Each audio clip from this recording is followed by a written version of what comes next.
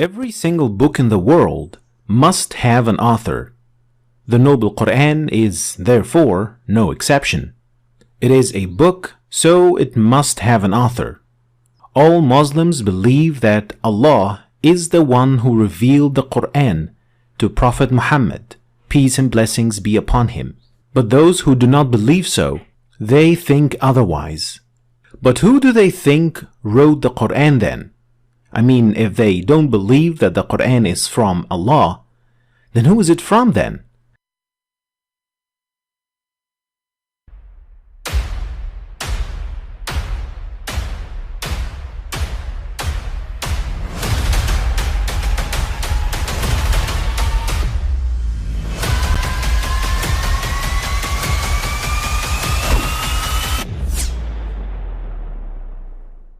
But I mean, again, he doesn't know who Gabriel is, right? Because he didn't come from an Abrahamic faith. The people of Mecca were pagan. Quran is mentioned, if this book was from other than God, they would have found in it many contradictions. If a book is without contradictions, that has no bearing on whether it comes from God or not. I've had phone books that are inerrant, but I certainly don't think God gave them. That we believe without understanding. The brother asked a very important question, that most of the scholars say that listening to music, watching movies, and most of the television programs, they're haram. So how can we have fun? Let me tell you, brother, at the outset, that having fun is permitted in Islam as long as the fun is halal fun.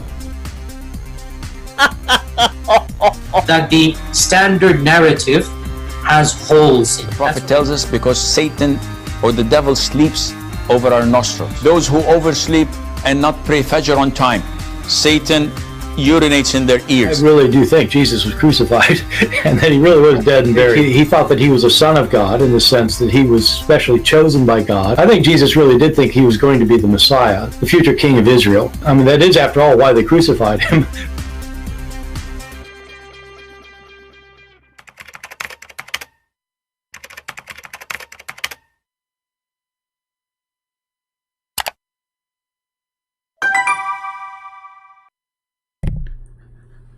Hello everyone, and peace of Christ to all of you. Today we have a very important topic. As you see, we heard in the introduction that every book has an author. Who is the author of the Quran?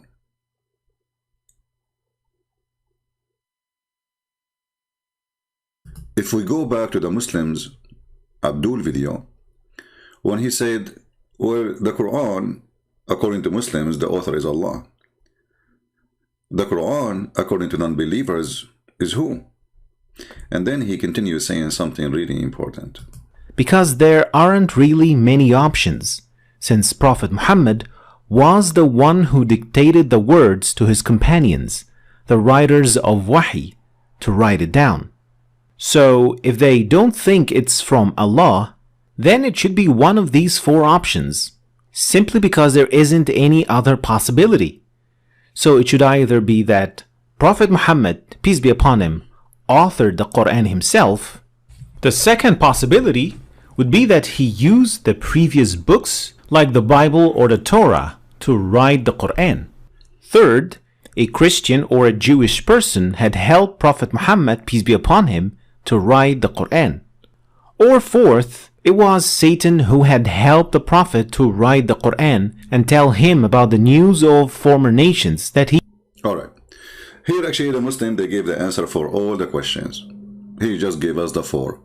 The Prophet himself, he made up. The Prophet, he learned from the Christians and the Jews. The Prophet, a priest, or he was teaching him. And Satan. Now we can prove all of those in a very easy way. Before we start, I'm going to open my Skype, so if there is any Ustadz from Indonesia, or in Asia, they call themselves Ustadz, what we can do, because simply they do, they play karaoke, Ustadz, they are Ustadz. So we will open our our Skype. And if you are an Ustadz, and feel free, we will be happy to listen to you, or you can refute us. If the Quran is written from God, then God should not be stupid, right? He shall not speak as an illiterate person. But if this God he speak as a literate person, then this God is Muhammad and he is illiterate. We can prove that Allah is illiterate in tons and tons of verses in the Quran. But the easiest way is, let us see, we have a Muslim trying to contact maybe. This is from yesterday. Okay.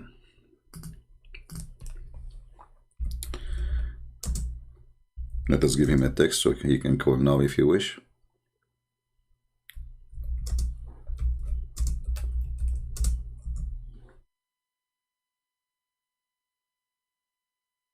All right.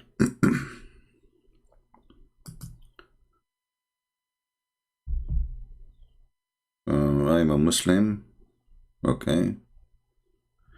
Did you say they fear? Oh, okay, let's see this guy. Look like this guy is excited.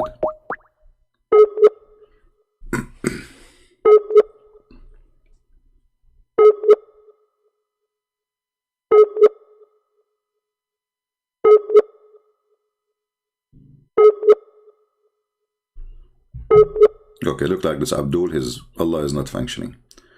If you are a Muhammadan and you think you can do better, please let me know. Here we have okay, I don't see any Muslim text in reading. So it's very easy to prove that the theory, this person who is a Muslim, is easy to prove, as easy as it can be. Look what he said. The Prophet himself, he wrote the Quran. The Muslim, they say that they will say later, you know, well, the Prophet, he can't write the Quran because he's illiterate. But look how stupid this excuse is. They themselves, they say that the Prophet, he dictate the words of the Quran to the scribe. So writing the Quran does not have to be done by your hand. This is a very silly argument. I mean, this is how silly they are. Because there's a writer who writes, and there's a writer, he say words. So it can be that you are a writer, let us say the author, not a writer, the author of the book, without writing, without knowing how to write, how to read. As long as there is a scribe to write for him. And remember, even the Quran was not even written in the time of Muhammad. It was collected long after his death, and most of it is gone. When here they give us the option one after one. Satan helped him. Muhammad, he took from the Christians and the Jews books. Priest, he helped him. We will find all reference in the Quran. Like as an example, the Hadith says, and the Quran saying that when Waraq ibn Nawfal, which was a priest supposedly, and he is not really a Christian, he is Nasara, he is from a cult. When he died, Muhammad, he tried to commit suicide.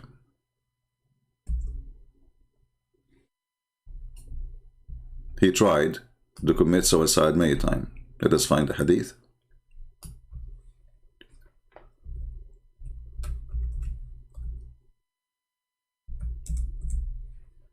Here, if you read this hadith, this is Sahih Bukhari, so they cannot say this is not true, etc.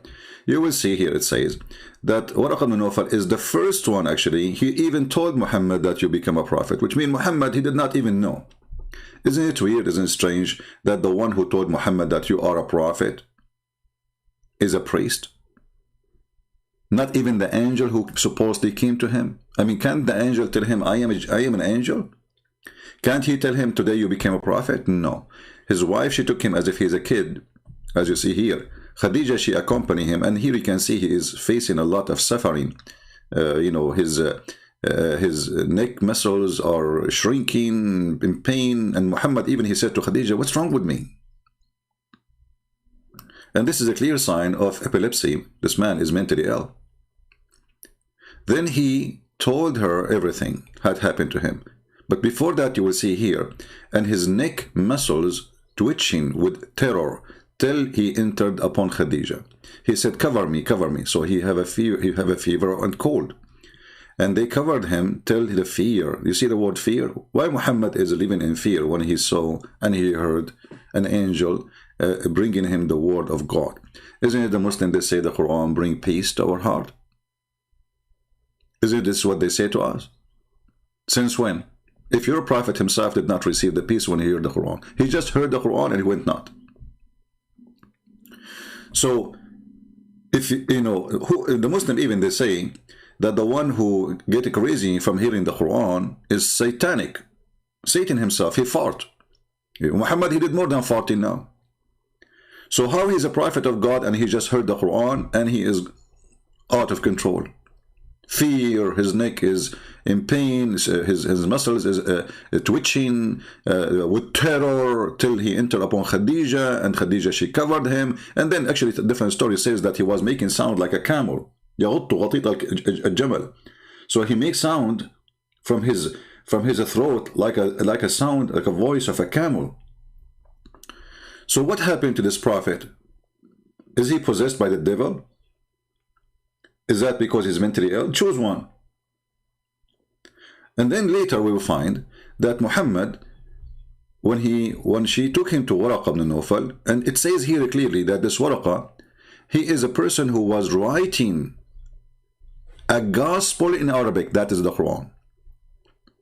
In the pre-Islamic period, become a Christian and used to write in the Arabic writing and used to write the gospel in Arabic. Do you see it? That is the Quran. And Muhammad, he stole many of, for sure not all, because you can tell later the Arabic of Muhammad became horrible. You can tell when the difference between someone and someone else, when they, you know, the level of language. Muhammad is just a fool. His language was very funny. So here, the man, he is writing an Arabic gospel. What is this gospel? What happened to him? Muhammad have access to it, and he was with Waraqa almost every day. Even when he was lost, Muhammad, when he was a kid, they found him with Waraqa. So, and I believe, this is my opinion, you know, Muslims don't have to agree with it, or anyone. I believe the true father of Muhammad is Waraqa ibn Nawfal. If you read my book, you will see the sister of Waraqa ibn Nawfal, which is obviously sent by Waraqa. She offered the father of Muhammad 100 camel in order to F her. Excuse my language. This is what it is. Not to marry her, to sleep with her. And Muhammad, he told her, Muhammad's father supposed, he told her, I will be back after I finish with Amina. So he went to Amina and he did F her, and then he came back to the sister of Waraqa. And then when obviously she didn't want him to go there. So now she knew that he went there and he did already. So she told him, forget about it. And this is proof that the father of Muhammad was a Jagalo. And this is written all in Islamic books, have nothing to do with it. I'm just telling you what it is. And then you will see here that Waraqa ibn Nawfal, when he died, the inspiration of the Quran stopped. Read carefully. It says here that when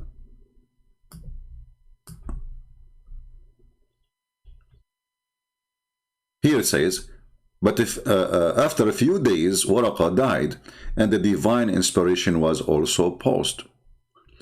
Any Muslim can explain to us what is the connection? What is the connection? Waraqa died, not Jibreel. Why there's no more inspiration? What happened? Obviously the one who was giving Muhammad satanic verses, it was Waraqa, and he died. And now Muhammad trying to find the replacement. And then you will see Muhammad, he tried many times to commit suicide by jumping from the top of the high mountain. It says here, and then he becomes so sad, Muhammad, as we have heard that he intended several times to throw himself from the top of the high mountain. And every time he went to the top of the mountain in order to throw himself down, Gabriel appeared to him and said to him, "Oh Muhammad, indeed you are a prophet, you are a messenger of Allah." And here you see how the stupid stories work. Because as you see, Muhammad is trying to commit suicide because Jibreel is not coming. So how Jibreel is coming and he's trying to commit suicide? There's no more inspiration. When Jibreel comes, he's an angel. That is the inspiration guy. That is the delivery guy. So why Muhammad trying to commit suicide? Obviously, the story here is a fabrication. Muhammad trying to commit suicide, or thinking about it at least, because he doesn't know what to do now. The one who was giving him the Quran is dead.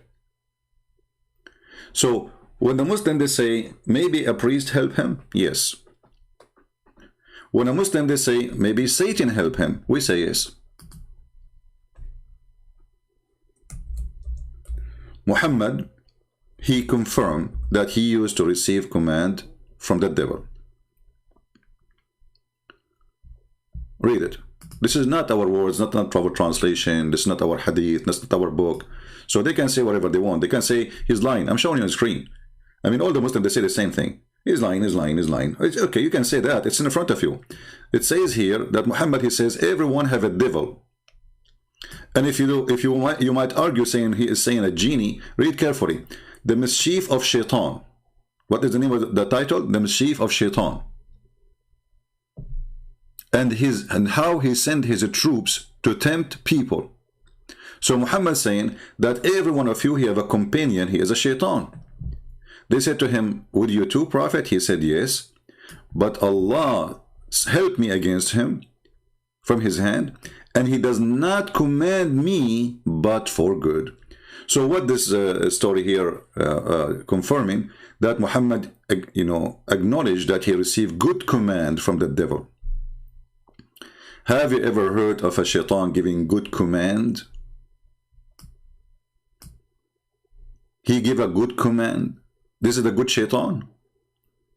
So the second theory about shaitan giving to Muhammad command is true.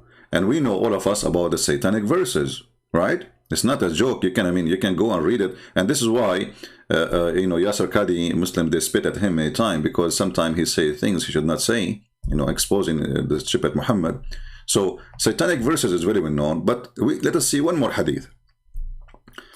Muslims, they agree that their prophet was under the control of shaitan. Here it says, narrated by Aisha, once the prophet was bewitched, so he began to imagine that he had done a thing. In fact, he did not. You ask the Muslims what bewitched mean. They will say black magic. Okay, isn't black magic from the shaitan? The Quran says so. Now Allah is the one who taught the black magic, but the shaitans are the one who practice it. So the shaitan, according to the Muhammadan, he was successful to bewitch their prophet. And this prophet is totally went insane to the point he didn't even remember what he's doing. And he imagined he done a thing. In fact, he did not, which means he is living in illusion. So how Muhammad even he can receive Quran when everything he see is illusion? You know what I mean?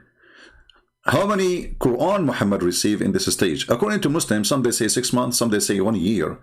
Because Allah took him 12 months to take off 12 knots made for Muhammad. If you don't know, the Muslim believe that people, they can do magic to each other by blowing in the knot, which is very funny and nothing but a fiction. Explain to us that the one who wrote the Quran actually is an illiterate. What kind of God he says such a thing? Somebody make a knot. This is voodoo. This is stupid voodoo. And who's going to believe in it? So when they say, they see the title of my video saying, was Allah illiterate? Obviously he was, because Muhammad is a foolish man. He is putting his illiteracy, and illiteracy is not about writing or reading. It's about his stupidity. He is illiterate as ignorant, and he claimed that somebody will make a knot and he will, do voodoo for you.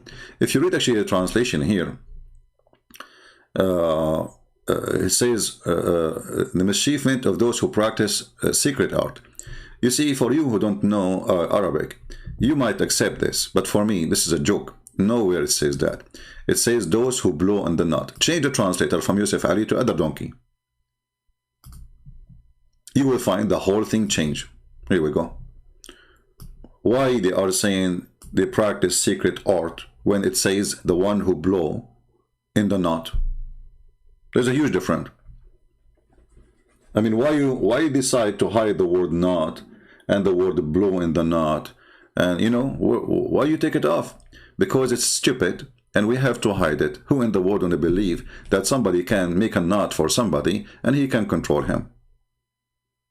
If this is the case, we can control all, president in the world. Just make a knot for them. I will knot you, right? So this is additional proof that the one who wrote the Quran is a certified idiot, and he is not only illiterate, he is beyond illiteracy. He is certified donkey. Let us continue and see what is more proof the theory which the Muslim they put by themselves in this video. And you know, the funny is that there is a little girl, her name is Ali Dawa. She made a comment under that video saying, brilliant video. Brilliant video. Brilliant video. Exactly. That's why we are using it. It's a brilliant. Right? It's very brilliant. So, a person who have little intelligence, he will not come with such a reasoning, saying that Muhammad is under you know, influence of a black magic by somebody making a knot for him. And then the funny is, the solution for the knots is just to say, I seek refuge by Allah. So how come Muhammad, he needed 2 angels to come to fix the problem? Wasn't Muhammad seeking refuge by Allah? And then if we study carefully, do you see here it says in Arabic, وَمِن شَرِّ غَاسِقٍ إِذَا وَقَبْ. إِذَا وَقَبْ. What the Muslims translate, they say, from the evil of the darkening night as it is come with the darkness. Now, evil come only in the darkness, in the night. That's weird. In fact, nothing in the translation is accurate. Here it says, إِذَا وَقَبْ, it's mean when the penis penetrate. And if there is any Muslim will say to me, you are a liar, this is your chance. Please call me right now and I will make you read by your own. وَإِذَا وَمِن شَرِّ غَاسِقٍ إِذَا وَقَبْ. This is about the penis who penetrate or stand up. Aisha, according to the story, she came to Muhammad and she wanted to have fun. Muhammad's penis is not functioning due to the black magic, supposedly. So, and we can prove it, by the way. Here we go. We can go and we will show you the hadith. Aisha, she is saying the following. The Prophet, he imagined himself having sex, but in fact he did not. Here we go. Do you see it? So, sexually, he is in disability now. And the excuse is the black magic. So the black magic not only control the illusion of Muhammad, the brain, even it's going down to his penis and his one testicle, because Khadija, she broke one. So the Prophet continued for such and such period, imagining that he had slept, between 2 brackets, has sexual relationship with his wives. In fact, he did not. One day he said to me, O Aisha, Allah has instructed me regarding the matter about which I had asked him. There come to me 2 men. So look here. Muhammad claiming that 2 men, which is an angels, they come to him to fix the problem of the black magic. But here it says, all what you need to do to fight the black magic is to say, I seek refuge by Allah. So how come the Quran is not working? How weak is the Quran is? Now, if you are a Muslim and you are listening, and you have any comment to say about what we are saying, please don't hesitate. We would like to hear from you and hear some intelligent discussion. All right? The Muslims always, they make videos saying Christian Prince is lying. And the funny is, how a Christian is lying, they will say to you, the one who said that, he is a human. Okay. He is what? He is a human. I did not understand. What do you mean? The one who said that this is what it means, it's a human. So do we get a monkey to explain it to you?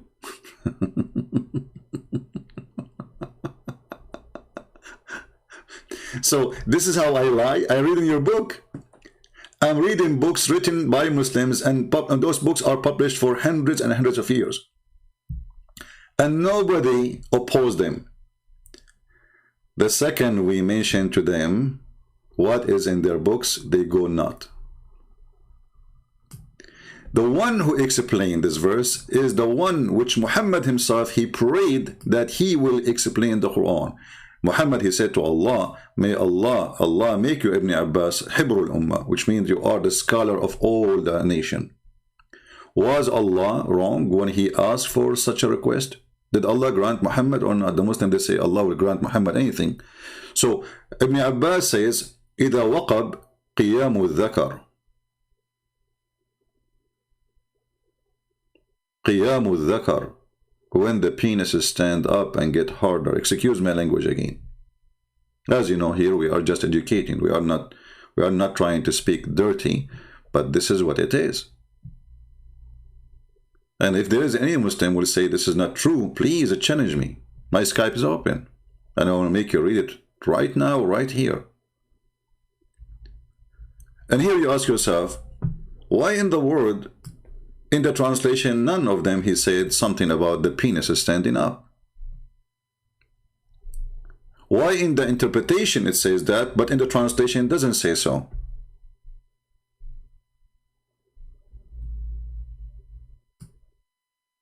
Simply because it is stupid, it is embarrassment, and it is obviously something coming from illiterate. And again, illiteracy, as I understand it, is not just a person who do not know how to write, how to read. It's a donkey trying to make himself smart.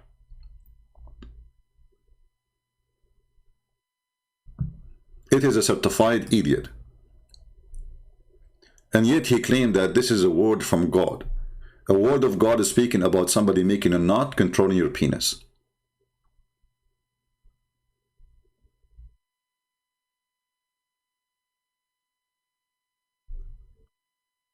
Until now, we did not have any text or request from Skype from any Muslim to contact me. Sound great, because sound like they are agreeing that Muhammad is really he is the one behind the Quran. Not all of it, as we said. Some from Waraqa, some from here, some from there, some even from servants, slaves, etc. But the most important still, you know, how we can even provide more like a problem with this book. The stupidity here, Muslim, they can go around it. They can say, oh, this guy is lying, doesn't mean so. And even if we show them like let us say the Tafsir al-Fayruz Abadi, Tafsir al-Fayruzi, you know, al-Khudayri, al-Suyuti, Tafsir Taj al-Arus, I mean all the books, all the famous Islamic books, still they will say, you know, he is lying. Like if we go to Tafsir Ibn Atiyah, which is a very famous sheikh, is the most stupid one of them, and we read what he says about that. It says, you know, al-ghasiqu idha waqab dhakaru ar-rajul, the penis of the man. The book name al-Muharrir al-Wajiz fi Tafsir al-Kitab al-Aziz, Ibn Atiyah.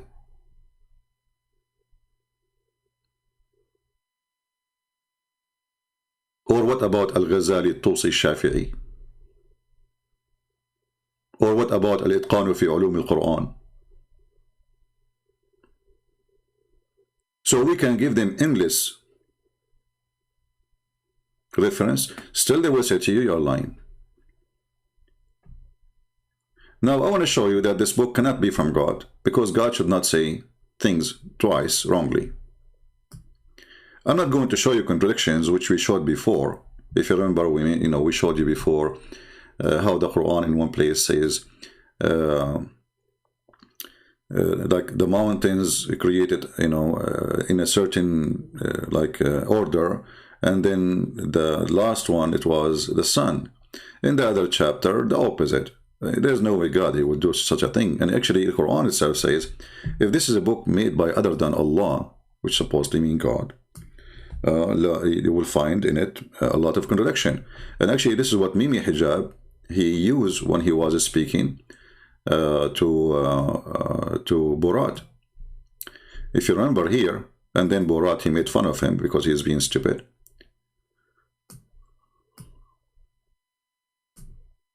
If a book is without contradictions, the book is found in it many contradictions. If from other than God, they would have found in it many contradictions. From other than God, they would have found in it many contradictions. It's mentioned, if this book was from other than God, they would have found in it many contradictions. If a book is without contradictions, that has no bearing on whether it comes from God or not. I've had phone books that are inerrant, but I certainly don't think God gave them. So this is this is an illiterate excuse to claim that he have a book. And here we go, the atheist friend of the Muhammadan, who work in Arabian countries getting a lot of money, and they thought because he is working for them, he will never say something wrong against Islam, but he got them busted. Even though I think he don't mean to hurt the feeling and the testicles of the Muhammadan, because it's a testicle nation. Women don't exist, and everybody, you go in the street, everybody is a man. You go to the football game, everybody is a man. You go to the theater, everybody is a man. Women, they stay home. You know, it's a testicle nation. So the testicle nations have no testicles to call me and to prove me wrong. So if the Quran is saying that if this book is made by other than Allah, then we'll have to find contradiction. Well, the Quran is full of it. The Quran, there's no book can beat this book about contradiction. And I will give you a simple example. And I will not mention the creation, which is a clear contradiction, because we mentioned it many times before. But let's go here.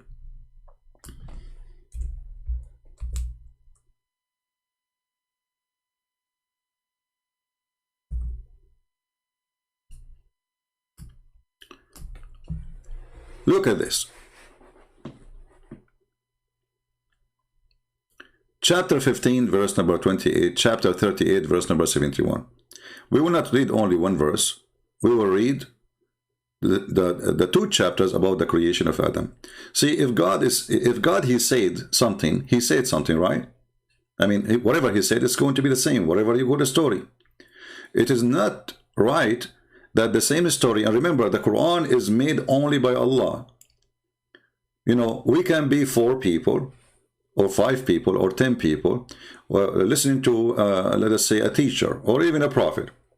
And then we write down, he said this. A human being, he can write, based on his memory, as much as he can remember exactly. You know, he tried to make it perfect, but there's no human being really can make it really perfect. Unless God supported him, right? But here we have a God himself is talking. So the story should not come twice differently. What Allah he said to the angels, who is a Muslim would like to call me? Who is a Muslim would like to call me and tell me what Allah he said to the angels? I see that you guys are not inviting many people. We have only less than even 800 people. Thank you for not sharing the links. As you see, our topics are very important. And, you know, it's nothing but a pure education. It's for free. I just woke up, I open, I went to sleep, I close my YouTube. So you can tell how many hours I'm putting here just to teach you. So I think you should care more for what we do. This is a lot of information. And this is a priceless information to educate you about how to defeat the cult and the garbage of Muhammad. If I am a Muslim and I am going live, you can imagine how much the Muslims will share my link. But thank God I'm not a Muslim. And you know what? It's okay. 700 is a blessing. But sometimes you ask yourself why the Christians don't do what they need to do. We need more so that nobody will be fooled by this garbage. So Muslims, what Allah he said. Let us read chapter 15, verse number 38. And remember when the Lord said to the angels, I am going to create a man from sounding clay of altered black smooth. So when I have finished him, or fashioned him, sorry, completely, and breathe into him the soul which I created for him, then fall you down, prostrate yourself into him. I mean, this translation is really weird. Let's change that. What? I mean, look how short the Arabic, look how long the English. The second you see the long English, it sounds like the translator is struggling with the translation. Let us see another donkey. Switch. We switch donkeys. Okay, here now it's easier. So Behold, the Lord says to the angels, I am about to create a man from sounding clay, from mud, molded into shape. Okay, so this is the first chapter. Let us go to the second chapter.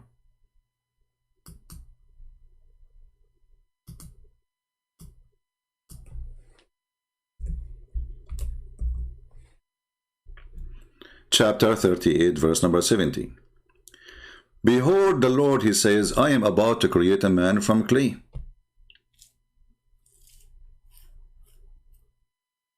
Anyone notice there's a difference? Let us put, we did not continue yet, by the way, because the difference is bigger than this. But let us put the two chapters next to each other. I will make them two browsers. Okay. Remember, the Quran supposedly is word by word of God. So God said, right? God said. It's not maybe, it's not somebody writing like a summary. It says, no. God, he said, and this is mean that God, he said. As simple as that. There is no need for, you know, he said, she said, you know, this is wrong translation. This is, you know. So God, he said. Okay, what God said, let us see. And let us put the other one next to it.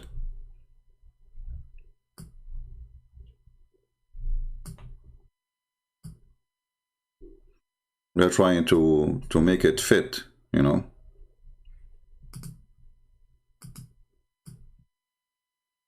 That's not okay. Let us do this.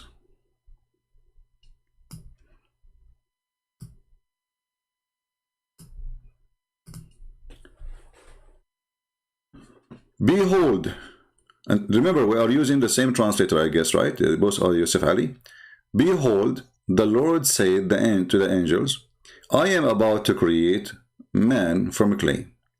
Behold, the Lord said to the angels, I am about to create a man from sounding clay, from mud molded into a shape. Which one of them is Allah said to the angels?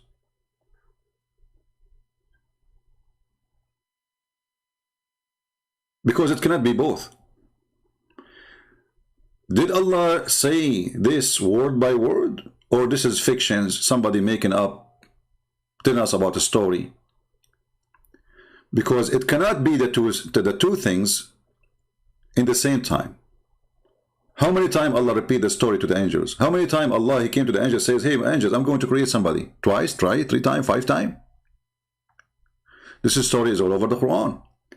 But each time Allah, he say the story come differently. So if this is a story made by a person, his name is Allah, and he said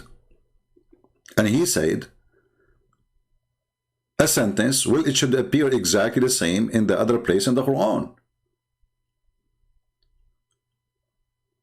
Do we have any Muslim here? Guys, do you see how important this is? Because there's no way this God, he came twice. Like what? He went to the bedroom and he came again to tell them, hey, Ajaz. You know, they will tell him, Allah, you told him already. Are you stupid or what? I mean, stop your drama. And then he continued. Look, the difference, not only in this verse. What about, go to the second verse? You know? Because the drama continues. It's not, you know, this is stupidity. Then he says, when I have fashioned him, forget about between two brackets, and breathe into him. Okay. My spirit. Fill down you in obstance into him. Where is the...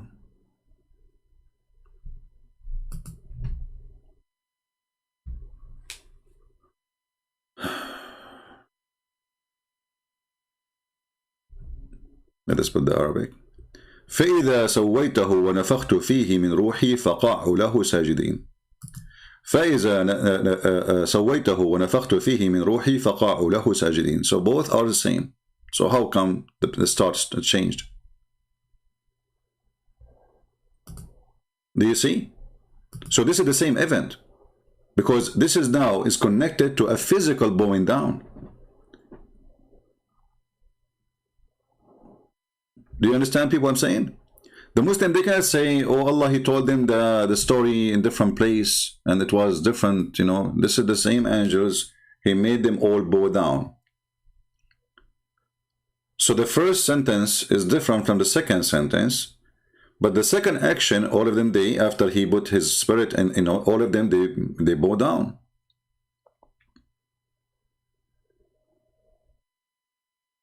And then look at the repeating. I mean, why this God is repeating himself? He just told us a story.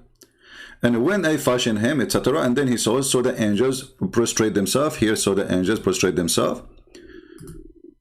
And then says, not so Iblis. Okay, and here it says, not so Iblis.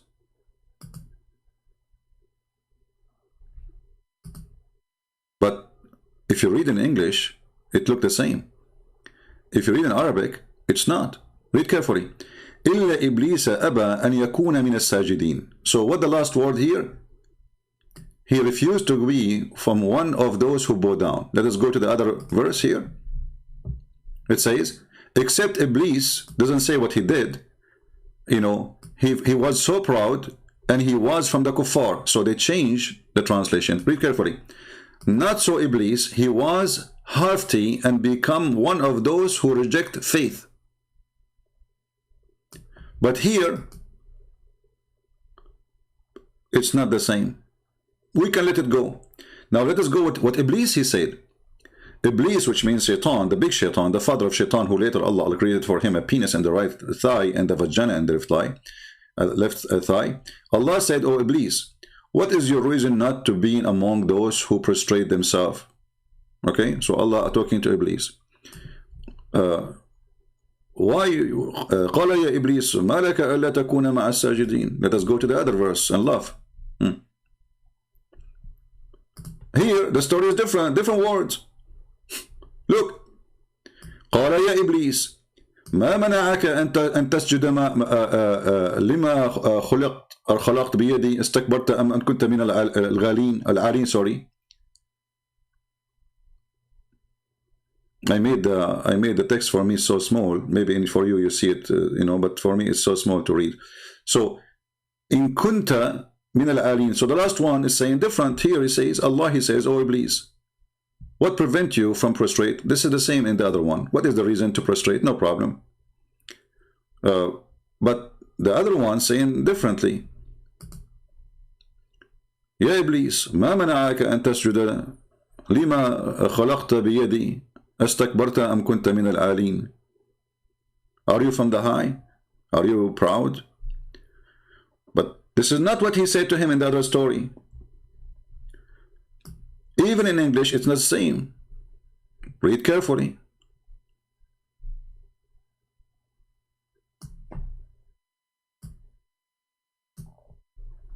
Do you see it? So did Allah say the same sentence for the same story, for the same moment, for the same day, for the same person? What here it says that Allah, he said to Iblis, is different from what it says here that Allah says to Iblis.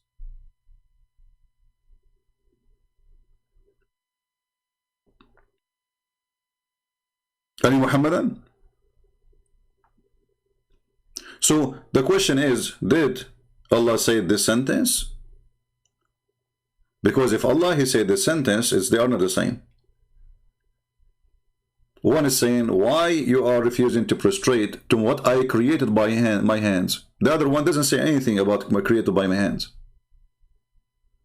What happened to about the one I created by my hands? One is saying, are you high, hafty? Are you high? Are you proud of yourself? Are you from the mighty ones? The other one doesn't say that. So why there's differences? If the Muslim gonna say to us the Quran was sent in 7 reading, that will be stupid too, because that means there's no honesty of Allah revealing the Quran. Because if he said if those twice different between each other, that means Allah did not say what he said here. Because it doesn't matter how many reading, it should be the same. This is what Allah said to Iblis.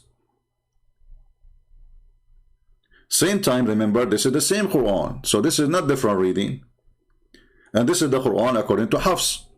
So according to our reading, the verses is coming differently, and they are presenting obviously a contradiction. Because either Allah says the one in the right, or He says the one in the left.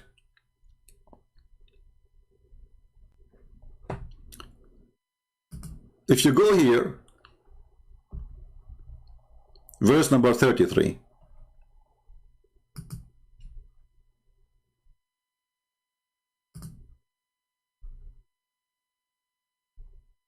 And verse number 76 is totally different too. Did Shaitan say the first one in the right or the second one in the left?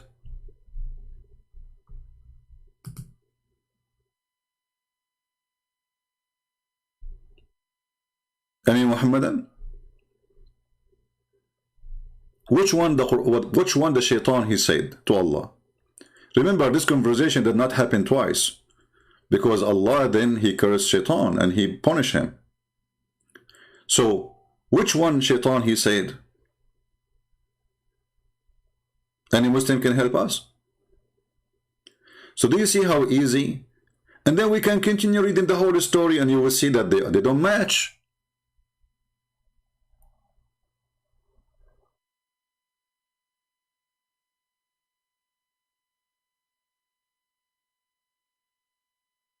Any Muhammadan? Mayday, Mayday, Mayday. So we do not need really to be scholars to find out that the story is a stupid story. And obviously Allah did not say, and Shaitan did not say. This is Muhammad making his own clay. And remember one thing, this is a conversation between two. And the one reporting it is one. As I told you, if the one reporting the story is a different person, we can accept that, because, you know, he let us say, he put what he understood from the conversation. But this is not really what happened here. Allah is telling us what He said and what Shaitan said. And there's no way for mistakes, because the one who is saying to us the story is Allah. And the Muslim, they think that He is God. If I am the one who is trying supposedly to tell you the story about what Allah said, and Shaitan, let's say I was witnessing the story there, and Allah said, Shaitan said, I can maybe put my own words to say Shaitan said so, which meaning so. But here it is the conversation reported by one person, supposedly his name is Allah. So how come the one person cannot repeat the conversation twice correctly? And why in the world even you are repeating the conversation?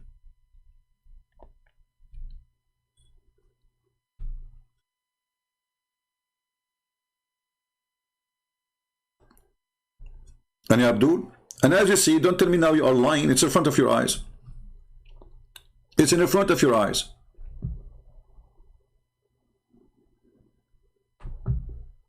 Behold, the Lord said to the angels, I'm going to create a man from clay. Okay. Behold, the Lord says to the angels, I am about to create a man from sounding clay, a mud molded into a shape. What is the shape here? What happened to the shape and the more details? They are gone? Did the goat eat it? When I have fashioned him in due preparation between two brackets, forget about this one, between two brackets, and breathe into him from my spirit, okay.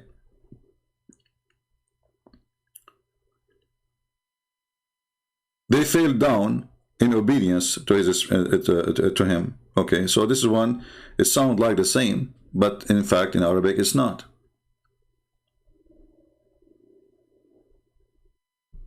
Read it.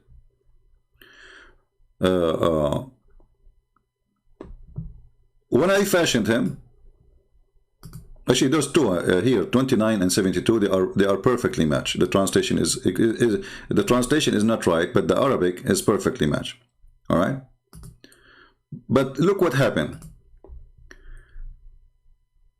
Here the sentence is matching the other sentence in the other line. The second we go to the second sentence, they are different. This one is matching. This one is not matching. This one is not matching. This one is not matching. And here, this one is matching.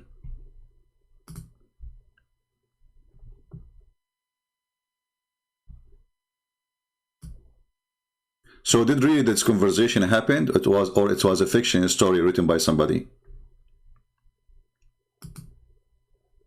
Any Muhammadan? Shaitan Iblis, he said, I am better than he. You created me from fire and you created him from clay.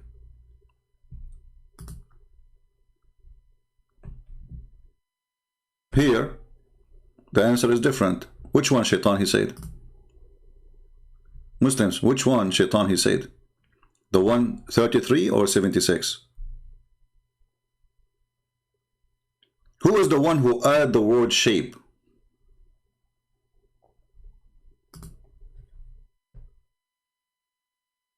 Your Muslim translation is weird, by the way. It says here, I'm not going to bow down to a human. You created him from mud.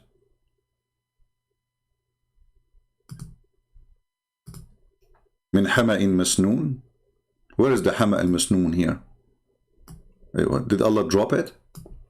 What is the word masnoon? Let us compare in Arabic now. No, we can't do that. Hold on. We need to change the location of the page so we can show the Arabic side. Even if you do not know Arabic, you can tell there's Arabic words are missing. Let us do this here. Maybe it's better to make a screenshot. So here you see, here 1 word, 2 word, 3 word, 4, 5. The last word is, you know, Allah, he said to him, فَأَخْرُجْ مِنْهَا فَإِنَّكَ رَجِيمٌ. You are rajim. The last word. Here, Allah did not say, sorry, the verse here, 76, we need to read.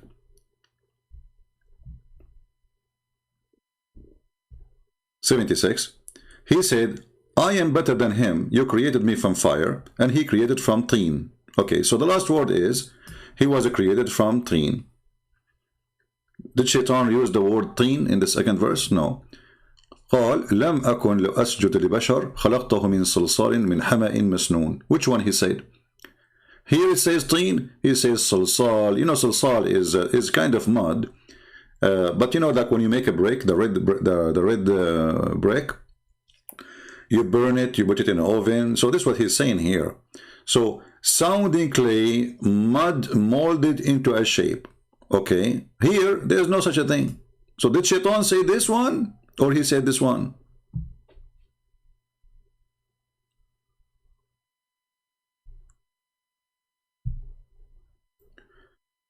Somebody saying, can you teach a difference between Hafs and Warsh?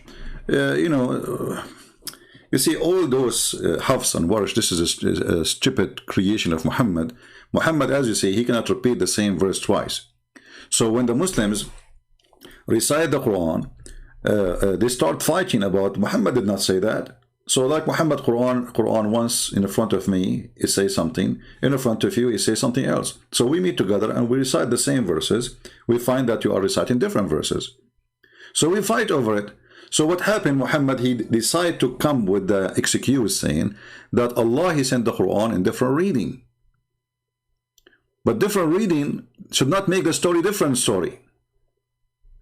The Muslim, they say different reading mean like sounding, or even the same word, but let us say the word sirat.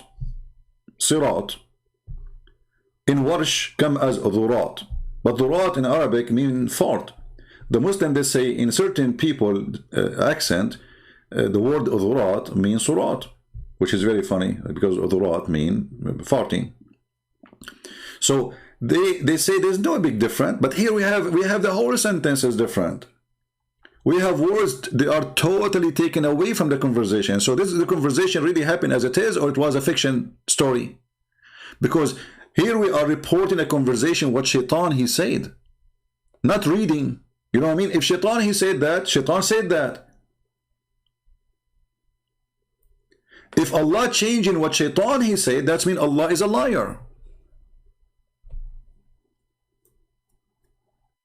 Are we listening?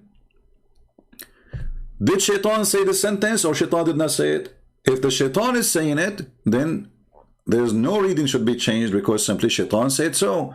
You have, you know, where is the honesty of Allah to change and take words of shaitan? Are you adding words to shaitan he said? Or are you taking off words shaitan he said? Either one, it's a corruption. If I say to you, shaitan, I spoke to shaitan and shaitan said this to me, and later we find I repeat the same story again and I say shaitan says this to me about the same incident, and then you find there is difference between them, what is that telling you? It's mean the person is lying. So did the shaitan he mentioned the story that he shaitan is talking here? Yes. Can Allah change the word of shaitan? He give us different story? That's mean Allah is fabricating.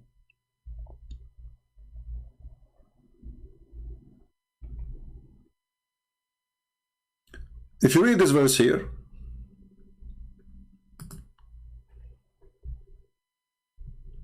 let us go to English. Silly Muhammad. You see, I don't know in the screen, in your screen, how it's coming for me. I have to make it so small in order to be able to put it for you in the screen, but I don't know how much you can see really.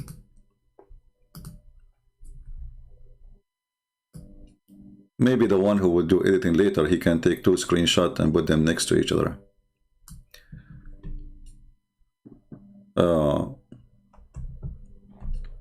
So Iblis, he refused to bow down, and he was from the kuffar. Like, hold on.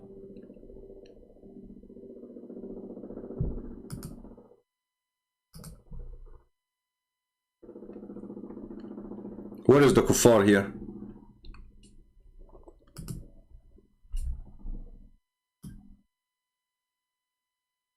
Here a Muslim, he can come use his art of answering, says, well, Allah, he added the word just to explain to us that he was a kafir. But that would be stupid. Because if Iblis, he refused to bow down to Adam, how that make him a kafir? In fact, the one who is a kafir is Allah, because how in the world Allah is ordering angels to bow down to a man?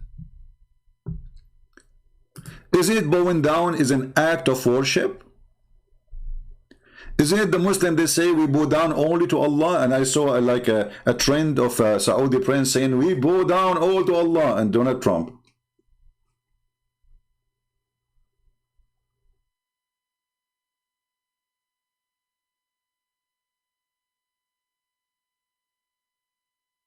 Refusing to bow down to a person he is not God is not a kafir act. This is a good act. So how shaitan, he became a bad person because he refused to obey a stupid order of Allah to bow down to a human. Same time, the story is so stupid. Allah, he said to the angels, I'm going to create a human. The angels, they said to him, are you going to create someone who will do mischief in this earth?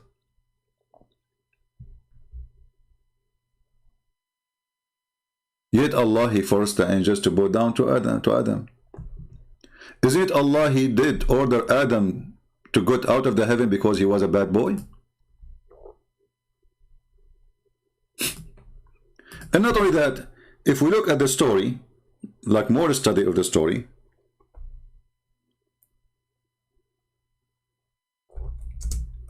you will see the story, it changed in different chapter. It's totally changed.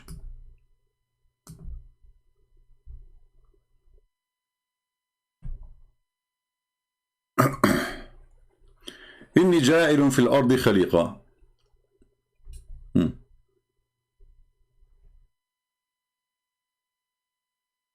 Let us go directly to the verse. Hold on. I hope the colors are not hurting your eyes.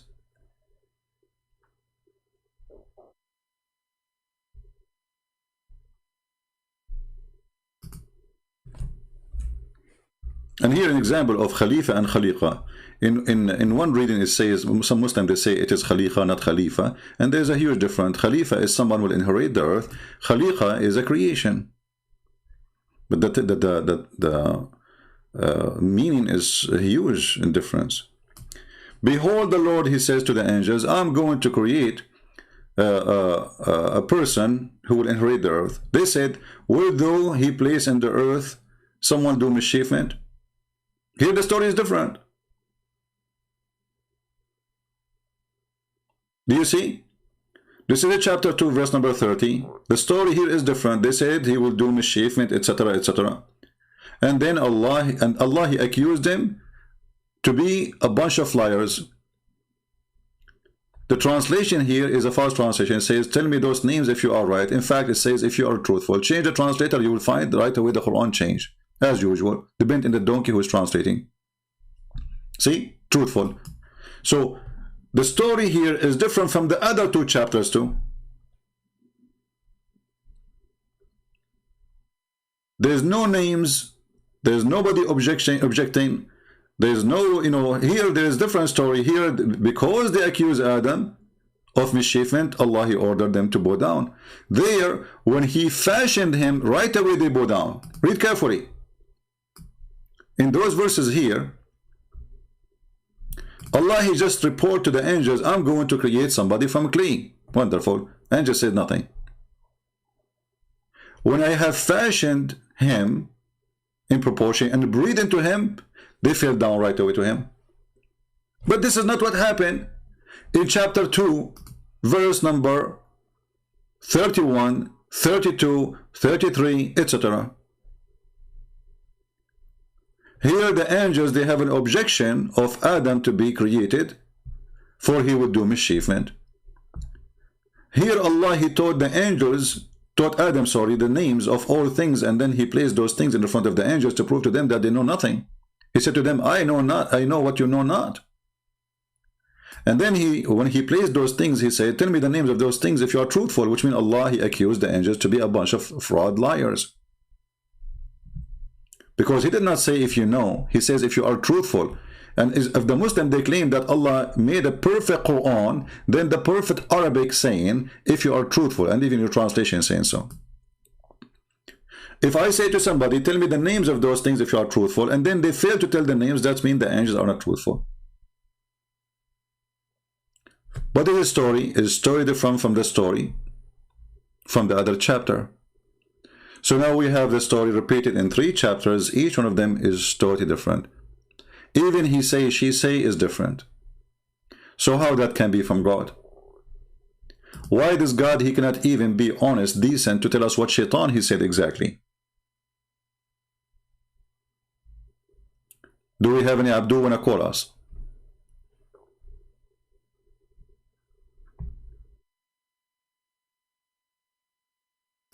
Do we have any Abdul would like to call us? We are dry for the last 2 days from the Abdul. Where'd they go? Anyone? And admin, if this guy Ultimate Fart, he is in the chat, just to block him. He is just, taking away the people focus from our topic. We don't want kids here.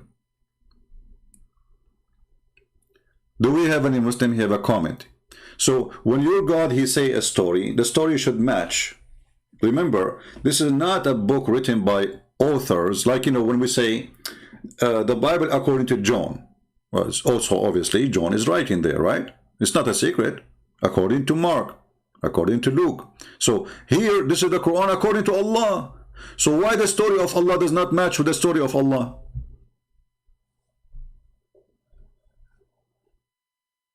If you are sitting in front of the police and they say to you, okay, before you have the fight, what happened, what he said to you, and then you say it today, you say something, tomorrow you say something else, obviously it's a lie.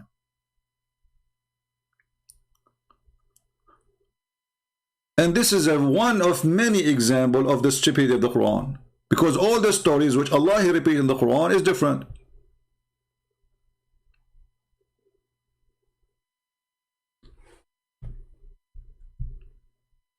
Any Abdul?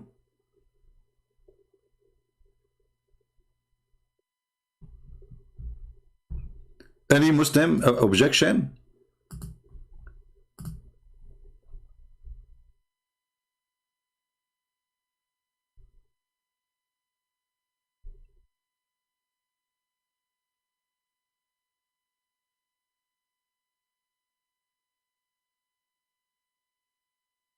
Anyone?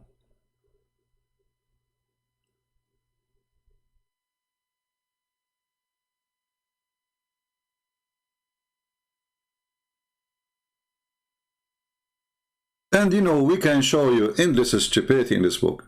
Like, as an example, when somebody challenged Abraham, let us go and close some browsers. Give me a second.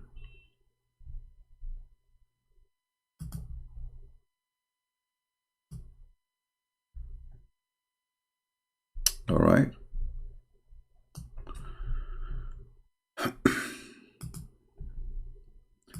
A person, he says to Abraham,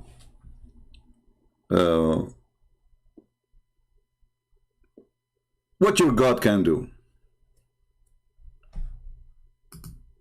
What your God can do. Show us what your God can do.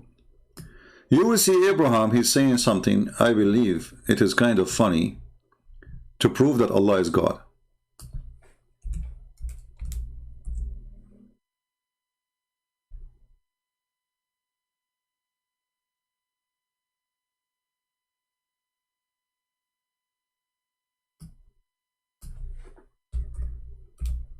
Let us find the verse.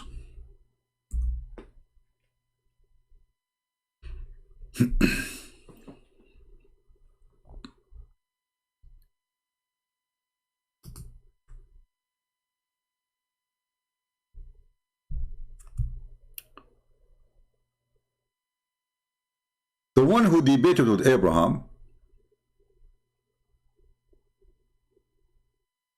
he have a dispute with Abraham,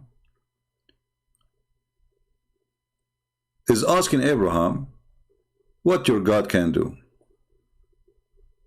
He said to Abraham, he says to him, Allah can give life, he can cause death. The king, he says, well, I can do the same.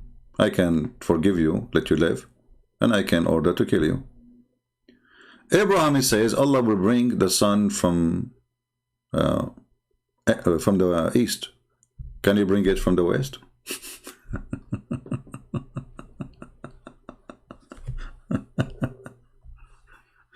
Is that really a debate happened for real? Allah can bring the from east and you bring it from the west? I can take this conversation as a silly conversation, no problem. But what is the proof now to the Muslims that Allah, he brought the sun from the east? Does really the sun even come from the east? Is that a statement of Abraham or Allah?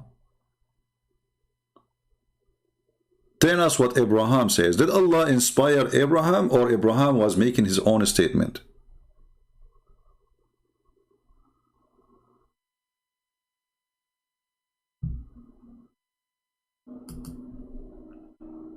Anyone?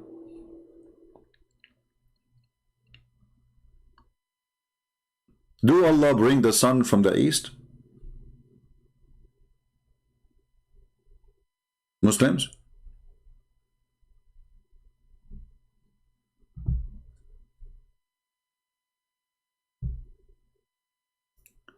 And then this person, he asked Abraham, he said to him, okay, show me how Allah, he bring the dead from the like the one who's dead from the death. Okay. And the person said to him, just to have, you know, to be sure that you are telling the truth. So Allah, he says to Abraham, take 4 birds and cut them pieces and scatter their body in the mountains, and then call them, they will come back to you.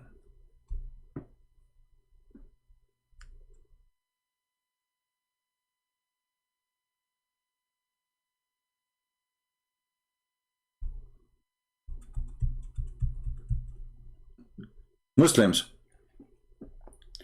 how come it was so easy for Allah to make such a thing happen, but it is impossible to make anything happen to Muhammad?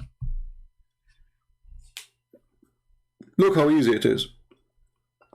A guy said to Abraham, can you prove to me that your God can bring people from death? Abraham says, sure. Allah told me now, I will cut chickens, make them pieces, and I will call them, they will come back to me. I will put them even in different mountains. And he said, hey, chickens, all the chickens will come. Look how easy it is. With Muhammad, mission impossible. Allah, he refrained from making miracles. How this can be a book from God? And those stories Muhammad is telling us, all of them, we can find them in the Jewish, some in the Jewish like fairy tales, some in the Rabbi's book, like the story of the ant speaking to Solomon. This is a legend. Or when Muhammad first time he heard about the punishment of the grave.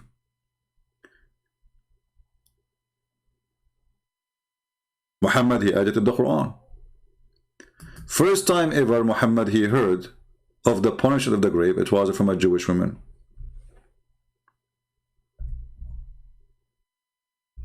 A Jewish woman, she said, most of the punishment of the grave is because of the urine. Muhammad, he took it, he adopted, and became his religion. Urine caused punishment of the grave. Is that a book written by illiterate or written by an idiot? If the one who inspired Muhammad with information is Allah, aka Jibreel, and he said to him that urine will cause you to be punished in the grave, torture in the grave.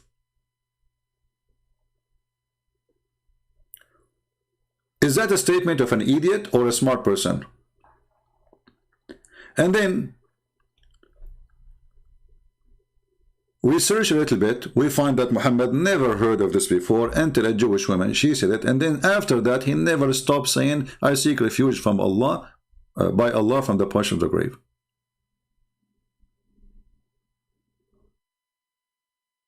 Read carefully. A Jewish woman, she came to Muhammad and she mentioned the punishment of the grave, saying to her, may Allah protect you from the punishment of the grave. Remember, this is a story written by Muslims. We don't believe that Jewish, they say, may Allah. But anyway, this is what they say. Of the grave, Aisha, she asked the messenger, by the way, the different hadith says to her, Aisha, she said, you are a liar. Aisha, she accused the Jewish woman, you are a liar, this is stupid. She asked Muhammad about it, he said, yeah, this is true. And then after that, she never heard Muhammad praying without saying, I seek refuge from the punishment of the grave. How come he never said that before? This is why Aisha, she was surprised. Correct? Aisha, she never heard this before. And now we ask the question, is this a book written by illiterate? Yes.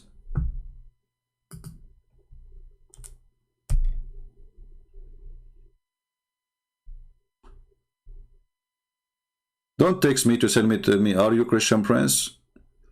If you are a Muslim, tell me I'm a Muslim, I will text you back or call you back.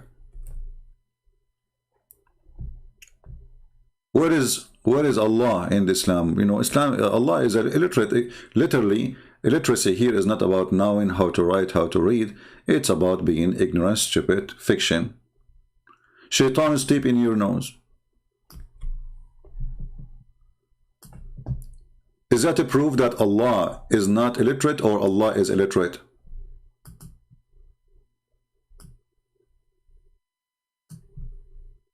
That we believe without understanding. The brother asked a very important question, that most of the scholars say that listening to music, watching movies, and most of the television programs, they're haram. So how can we have fun? Let me tell you, brother, at the outset that having fun is permitted in Islam as long as the fun is halal fun. That the standard narrative has holes in it. The Prophet tells us because Satan or the devil sleeps over our nostrils. Those who oversleep and not pray Fajr on time, Satan urinates in their ears. I really do think Jesus was crucified. So Muslims, is that teaching coming from the illiterate Allah or the educated Allah? That shaitan, he sleep in your nose and he piss in your ears and he jump in your mouth and he round himself around your penis. Anyone will send me like to ask me to add him, I will block you. I don't add people, even Muslim, I don't add them. So stop sending me, add me, otherwise I will block you. Why you want me to add you anyway? What's wrong with people? Do you think this is like a collection of friends? Here we are here to teach. Skype is for Muslim to call me. Add me. Can you add me, please? I would like to add you. What is that for? I'm not going to talk to you anyway.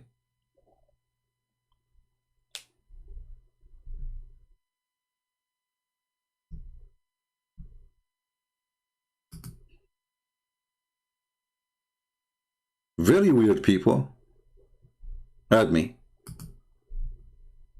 The second you send me a message saying add me, I block you immediately.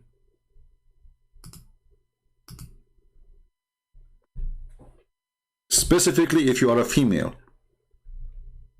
And for sure if you are a male too.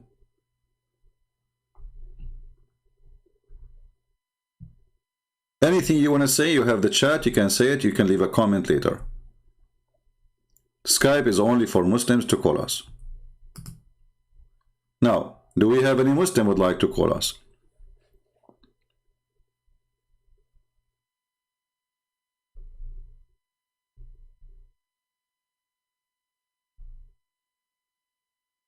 Any Muslim would like to call us? Maybe.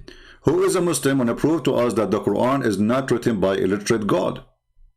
You Muslim, you kept saying that Muhammad was illiterate. Well, you know, I can agree with you. Obviously, Muhammad is an idiot. He's ignorant, and we agree on that. But I never heard of a God, he himself is illiterate too. Any Muhammadan?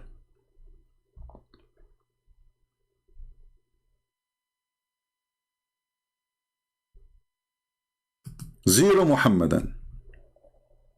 By the way, I want to announce to you that we have our book 6 in Allah in volume number 2 in Russian, already published. It's for free. It is in my page in Patreon. You can download the book if you speak Russian. Even if you don't speak Russian, I encourage you to download and post around, because that will help us to make people knows about it. It's for free. It's a gift from me, as many books I give. So 6 in Allah in Russian is ready, is published already. We just published it, you know, before I start today. And I encourage you really, even if you are nothing to do with the Russian language, just to copy, share the link everywhere. The more we share it, the more we make the book known. All right. Same we have Albanian book.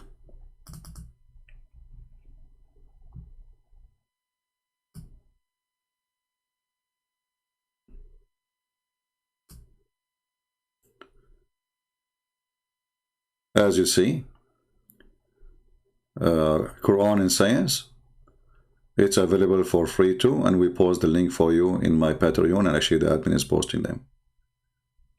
And soon we will publish more books for free. So let the whole world read and learn about the stupidity of the cult of the Muhammadan. Do we have any Muhammadan? The one who is trying to call me, you cannot call me.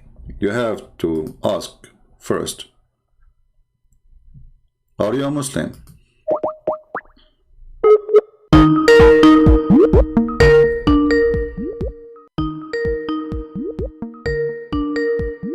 Hello? Yes, my friend, you are live on air. Are you a Muslim? Yes. All right, what would you like to say to us about the topic?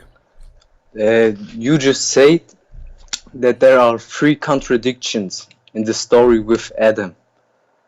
Right? No, I'm not saying contradiction. I'm saying contradiction in the statement, which mean what Adam said, what Shaitan said, sorry, what Allah said. Did Allah speak the same story many times? Does this story happen once only or many times? Yeah, but in your Bible, it's also 3 contradictions when it comes to the crucifixion of Jesus. Once he says, Father, forgive them, and you know that.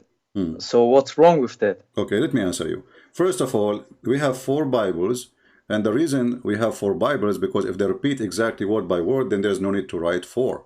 So each of the Bible cover a side of the story. Here we have 4 authors writing the same story. So here it says, forgive them, Father. The other one did not need to repeat it because already he mentioned it. But here we have the same author. His name is Allah. He is repeating the same story, but he cannot repeat it twice. As it says, he said here something, he said there something. So did Allah speak to Shaitan many times or once about that issue? I understand what you mean, but did I hear sound of a dog? You have a dog there? Yes, yes. Isn't it forbidden for you to have a dog? Not in your room, you know. I'm sorry, my English is not good, but you can keep him outside. Ah, okay. Or not? No, what I know, if you have a dog, Allah will take out from your deed every day. But anyway, continue. So, did a shaitan says to Allah, you made me from clay in one place, and he says something the opposite in the other place? Yes. Okay, so why the conversation is different then? I'm honest to you, I don't know. Okay. You know? Okay, you know what? I'm going to forget about the topic. Obviously, I respect your honesty. You said I don't know. Can you give me a reason for you as a Muslim? Anything. You can use anything, any tool you want, anything, any reasoning you have to prove to us that the Quran is made by Allah, who is knowledgeable, not Allah is the illiterate. You know, I'm not born as a Muslim. But as I know, there are miracles in the Quran. Like what? Like the water that not mix. You know the verse? Yeah, I know the verse. Yes. Okay, the water doesn't mix with what? Yeah, that, you know, my English is not very good. I try my best. What is your first language? There is a verse. What is your first language? German. Oh, okay. So, do the water, salty water, and the fresh water mix, or they don't mix? Yeah, they don't mix. Okay. Can you go to your kitchen right now and make 2 cups? One is fresh water and one have salt, and put them together in one pot. That's not what it means. No, it's mean what then? Do you don't know the place in the where the water don't mix, the salt and the... There's no such a thing. You don't know that? There's no such a thing. Always water, salty water, and fresh water, they mix. When there is a current, it takes time because there is always more new water coming, but always water mix. Secondly, the Quran says that the salty water and the fresh water, they don't mix because Allah, He put a barrier, and this barrier is a rock. Can you prove it to me? Oh, that yeah. It means that? Oh, sure. You are talking to Christian Prince. All right. I know you have very good knowledge. All right. This is the chapter 25, verse number 35. Read it for me. 25. Wait a minute.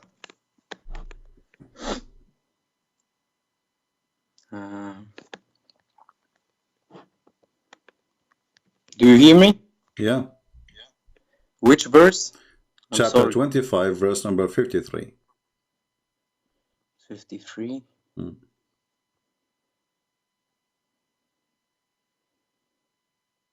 The thing is, I have it in German and I can't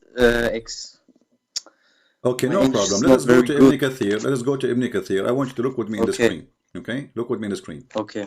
Chapter 25, verse number 53. And as you see, this is not me. This is Ibn Kathir, right?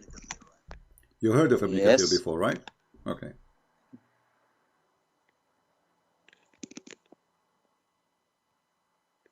Hello? We will show you if it is really a rock or not. So the Muslims, they are lying to you. And sorry, I don't want to disrespect you, but simply you know, you've been a fool for believing them. You know. Let us go back. Sorry. You know, the thing is, they say to me, look, Christianity doesn't make sense. Look, we can talk about that. We can talk about that. No problem. Let's finish this one first. All and right. we will see. Here we go. Do you see my screen? Yes. Okay, and I can share the link with you too. So you can be sure that this has nothing to do Yeah, with me. it's fine. It's fine. All right. So here Ibn Kathir explained that there is Allah created two kinds of water. One is sweet and one is salty. Sweet water like rivers, spring, wells, which is fresh. Sweet potable water. Okay, and then he continue. He says, وَجَعَلَ بَيْنَهُمَا بَرْزَخًا وَحِجَرًا. Okay. All right. And he set between them a complete partition between them, meaning between the sweet water and the salt water. Barzakhan mean, can you read for me? Kinds of water, sweet and salty. Springs, which is fresh. All right. Top of the water. Okay, so it don't mean that there can't mix. Read, right? Read, my friend, read. It says, Yeah, and the partition, which is a dry land. This is what the word barzakh means. He has set a barrier and a complete partition between them. Yeah, which is a dry land. Okay. So they did lie right away, because anyone he knew that the word barzakh is a barrier, which is a land. So the whole fiction story is a fraud. Because anyone who speaks little Arabic, you can go right now to the dictionary and get there the word barzakh, and you will see barzakh simply when there is like two water from two sides and there is a piece of land between them. That is the barzakh. Okay, So I didn't know that. So they lie to you, trying to say that there's a miracle. And here you need to ask yourself, why they lie to you? Why the other scholars say the same, right? This is the scholar, this is not the kids. The one who lied to you is the kids in the street, the one who tried to convert you to Islam. But this is here, the scholars. So why they are lying? The one who taught you that this is salty water and fresh water don't mix. Secondly, you can go right now and check. You will see that they mix. No one in the world can tell you that salty water and fresh water, they don't mix. That will be stupid to say so. It's impossible. This is a big fat lie. In the top of that, the Quran never mentions such a thing. The Quran is claiming that the salty water and fresh water, they are two kinds of water, they never ever mix, which is stupid, because all of us, we knew that the fresh water we have is coming from the rain, which is coming from the ocean, correct? Yes. Okay, but the verse here is saying they will never mix. Okay, I agree with you. Okay, so here, is that a mistake, or is an error, or this is a miracle? This is a mistake. Yeah, that's a mistake. Okay, so how you accept to be a Muslim? What? I didn't hear you. How you accept to be a Muslim if you just say this is a mistake? You know, they showed me things about Christianity, showed me Islam, that there's only one God. My friend, and I'll be honest with you, I never heard something bad. My friend, you know, who care if Allah is 1 or 2 or 3? If God is 10, if he said I am 10, he is 10. Do the number really make any difference for you? I mean, we have to be smart, my friend. If Allah is 70 or he's 80, that's it. He is 80. What you can do? Either worship him or not. So this is the idea of 1 and 2 as if they have a privilege. This is a silly idea. This is only, a conversation for kids. If the God, he said, if there's only a God, we have to worship him. And this God, he have a family, let us say, he have a million, babies. And he said, I am God, I'm the one who created you. That's it, he is the one who created us, if he can prove it. Being 1, being 2, being 3, being 4, being 7, this is a stupid argument. Secondly, do the Muslim even they can prove to us that Allah is God? Anyway, here we go. What kind of God he think that the water, the fresh water and the salty water, they never mixed? He do not even know how the water function. Okay, you're right. So you should leave Islam right now, my friend. Yeah, but there's... Yeah, okay. I agree with you. That doesn't make sense. So you decide to leave Islam? Yes. Right, I also watched other videos from you. Okay. Things like sperm coming from the backbone and... Yeah, in this one, by the way, this is true. But this is only happened true for me. I am the only human being in this earth who have his sperm coming from the backbone, Yeah. What kind of God this God is? And women, they have a sperm coming from their ribs. You know, what a stupidity. And the sperm live inside the women for 40 days. It's like a vacation time. Alibaba in the cave. You know, a sperm live inside the women for 40 days. What kind of stupidity is that? So obviously the one who wrote the Quran is illiterate. The one who gave Muhammad as the clean inspiration is illiterate. So Allah is illiterate, not only Muhammad. Now, as long, my friend, you decide to leave Islam, why you don't accept Jesus as your savior? You know, my family is Christian, but there's one big problem I see myself with Christianity. Okay, tell me about it. Do you know the story from the Bible where it says, I don't know how it says in English, there is a woman who cheat on her husband. Okay. And then she came to Jesus, and the Jews want to stone the girl for doing that. Okay. And Jesus said, look at your own sin, first of all. Do you know the story? Yes, sure. Yeah, and? But this is not from the Bible. It's not from the original Bible. What do you mean by original Bible? Yes, it was, even the Christians say that this is false. Also, how can I explain to you? It was added. My friend, no Christian will say such a thing. I can show. I don't know how to if search. you want to say to me this person, that person, but this is not a Christian. There's no Christian will say that those were added. No Christian will say that. I can swear to you. Because the even second, my friend, I am a Christian. I tell you that there's no Christian will say that, because simply all the Christian sect, Orthodox, Protestant, Catholic, they agree with the story. So anyone he say, this is his own statement. This is not a Christian statement. We have a church, you know, we have a church. We are not just individual walking in the street and everybody he come with his own meaning and his own say. So this is a story, it happened for real. Otherwise they have to prove the opposite. Do they have the original? No, but... Okay, hold on. So if they, when somebody says to you, this is not in the original, but he don't have the original, he claimed that he have. How he can find out that this is not in the original? Yeah, that's even the thing. Do you know how is the first Bible you have? Codex, how it says, Codex Sinaiticus. You know that? But this is not the first Bible we have. You see, we don't have something called first Bible. We have manuscript. A full Bible. I know what you mean. Yeah, but we have manuscript. Let me explain to you, please. You see, because the Christians in the beginning, they were poor people, and they used to write the Bible on papers, not on leather. They can't afford it. Leather is only for kings and, you know, people who can afford it. Very expensive. Until now, leather is expensive, correct?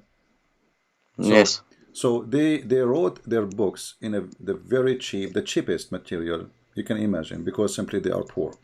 This is why it did not live for long to come to us. Then, after we have kings who they become Christians, those kings they order to write what was in papers into leather, and those are the one who preserved, and in those ones we have the story there. All right. Yeah. And my friend, let me tell you. Let us say, for the sake of argument, this story does not exist. Let us say the book of John, all of it does not exist. That will not change anything. That will not change anything. That Jesus is God. Because all what we need, a sentence from Jesus and an act of Jesus to believe in Jesus. Because anyone can say, I'm God, worship me. I can say that, you can say that. But when we confirm that Jesus, we believe that Jesus, he resurrects people from death. We believe that Jesus says, I am God's son. We believe that Jesus says, I am from above, you are from below. And we, you know, there's millions of things. So one book, let us say there's no book of Isaiah. It's gone. Let us say there's the book of the Old Testament is gone. Still not going to change anything. Even the stupid Quran agree. And remember, the Quran came 600 years after Jesus, right? Yes. And the Muslims, they say there's no original Quran. This is what they told you, right? I mean, gospel, correct? This is what they say to you. Yes, yes. So where the Muslims, so where the Muslims they got it from? that Jesus, he created somebody from a bird from the mud, and Jesus, he made the dead alive, and he made the blind see, and he can tell you what you hide in your houses. Where it gets from? If they did not get it from the Christian, if they did not get it from the Christians, then we need to explain to us they got it from where. So obviously, the Muhammadan themselves, they are the one who is collecting stories from Christian sect. Otherwise, they have no information themselves. If they do, show us the book which they have in their hand, which is opposing our book.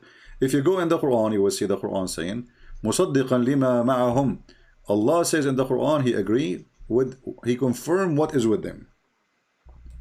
Yes. Okay. I know the story. All right. So if Allah agreed, confirm what is with us 600 years after Jesus. Well, the books we have today goes way beyond 600 years. Yes, that's also, I asked Imam by us, and he said in this time, you know, it wasn't falsified. But then I also looked to videos. My friend. Wait. Okay. What? If he said to you at that time it was not falsified. Yes. But then I watched the video. What? That's mean we have it at that time was not falsified. So the Muslim should have it. Yes, because also the Quran says, the Christians say that the Messiah is the same like Allah, right? Yes, then it doesn't make sense really. Yeah, at that time, the Christian, they say that the Messiah is Allah.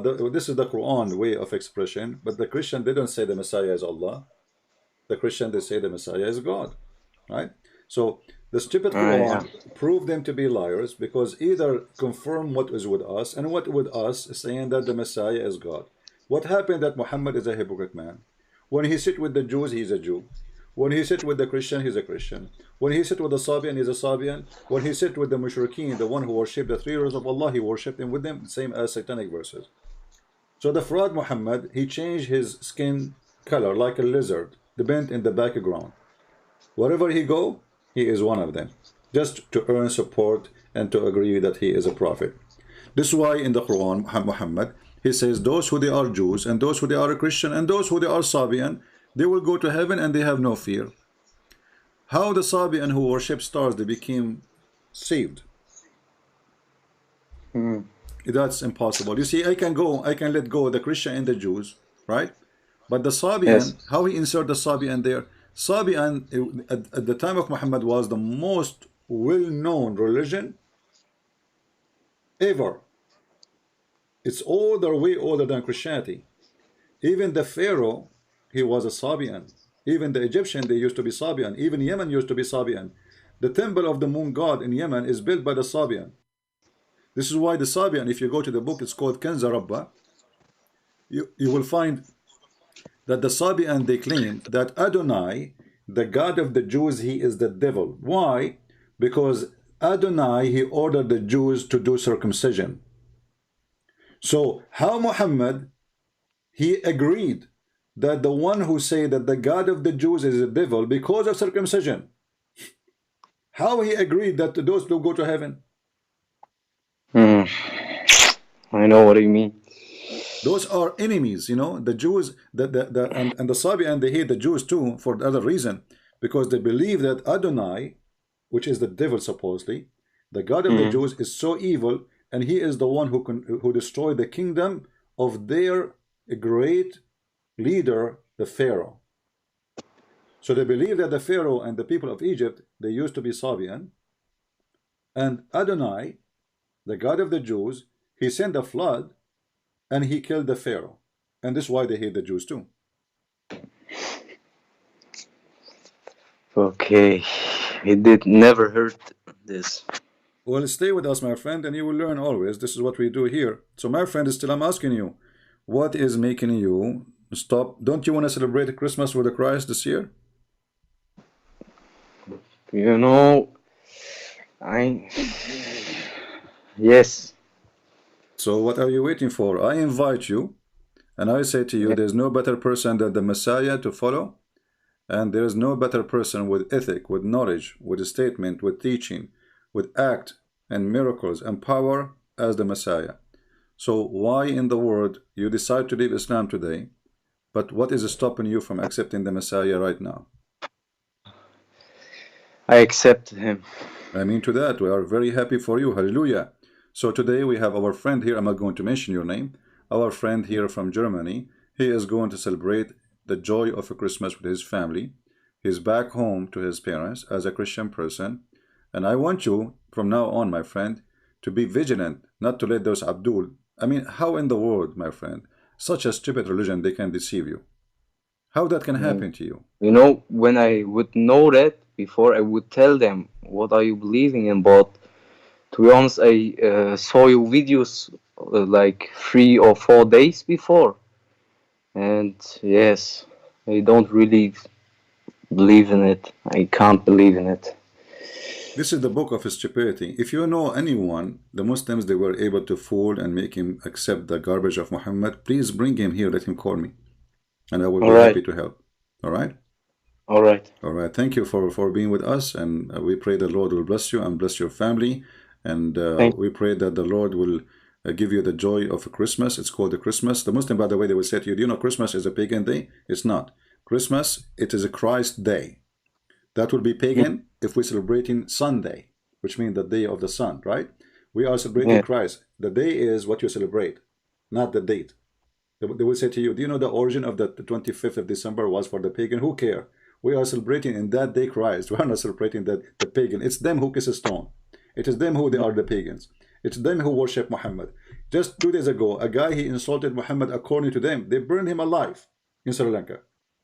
They are the one who worship a man. In Islam, if you insult Allah, if you say the F word to Allah, they will not kill you. They will give you 3 days to repent. If you insult Muhammad, they will burn you alive. This is how much pagan they are. All right? Yes. All right, my friend. God bless you and say hello to all your family and Merry Christmas from now. Okay, thank you, CP. Take care. We are happy to our friend here.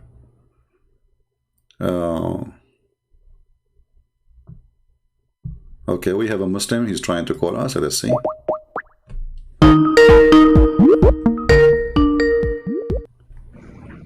Hello? Yeah, hello? Yes, my friend, you are live on air. You are a Muslim, right? I am, yes. All right, what do you like to say to us? Did you see the title of the topic? Yeah, I did. Let me see. Muhammad was Allah illiterate? Yes, is he illiterate or he's not? First of all, Allah is God, right? So are we judging whether he can read? It's not about reading. You see, the word illiterate, by the way, you Muslims, you have it wrong. The word illiterate is illiterate about knowledge, not illiterate about writing and reading, because I can be a person who knows, you can be a person who knows more than me, but you don't know how to write, how to read. And I can make it simple for you. If you are a person who was born in America and you did not go to school, I assure you still you can speak better than English than me, and I am the one who went to school, right? Yeah, and? Okay, so illiteracy have many sides and many ways. But the Quran never said that Muhammad is illiterate is a person who do not know how to write, how to read. There's a single verse saying that? No, there doesn't have to be a verse saying that. I mean, it's just actually, sort there of is. There is. Actual. But it doesn't say he did not know how to write, how to read. It says he is ummi, which means from the Gomai, which means people who do not know the book.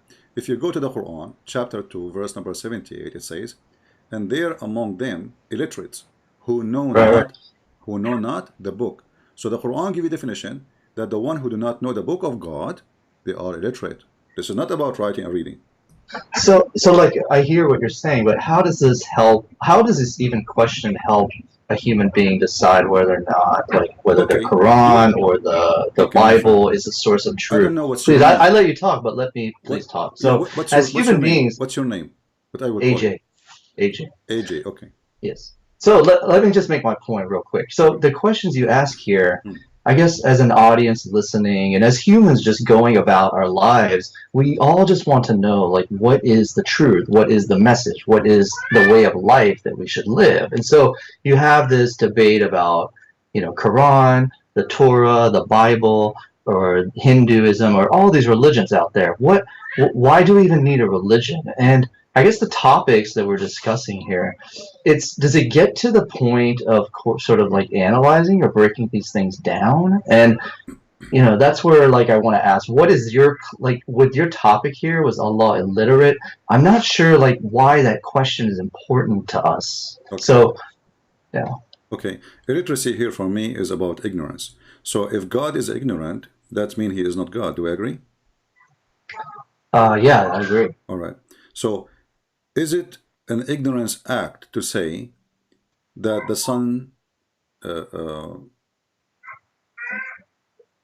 but CP, wait. set in a murky water? No, wait. Okay, so you made a good point. If something is ignorant, I mean, if something is, doesn't make sense, then No, God not is. about make sense. No, I'm not saying about make sense. Don't take my, let me repeat again. I'm not saying it doesn't make sense, because I will tell you something. Jesus is born of a virgin. Scientifically, that does not make sense. Correct? Correct. Yeah. Okay. But we believe that God is capable of everything. Nothing is impossible with God, right?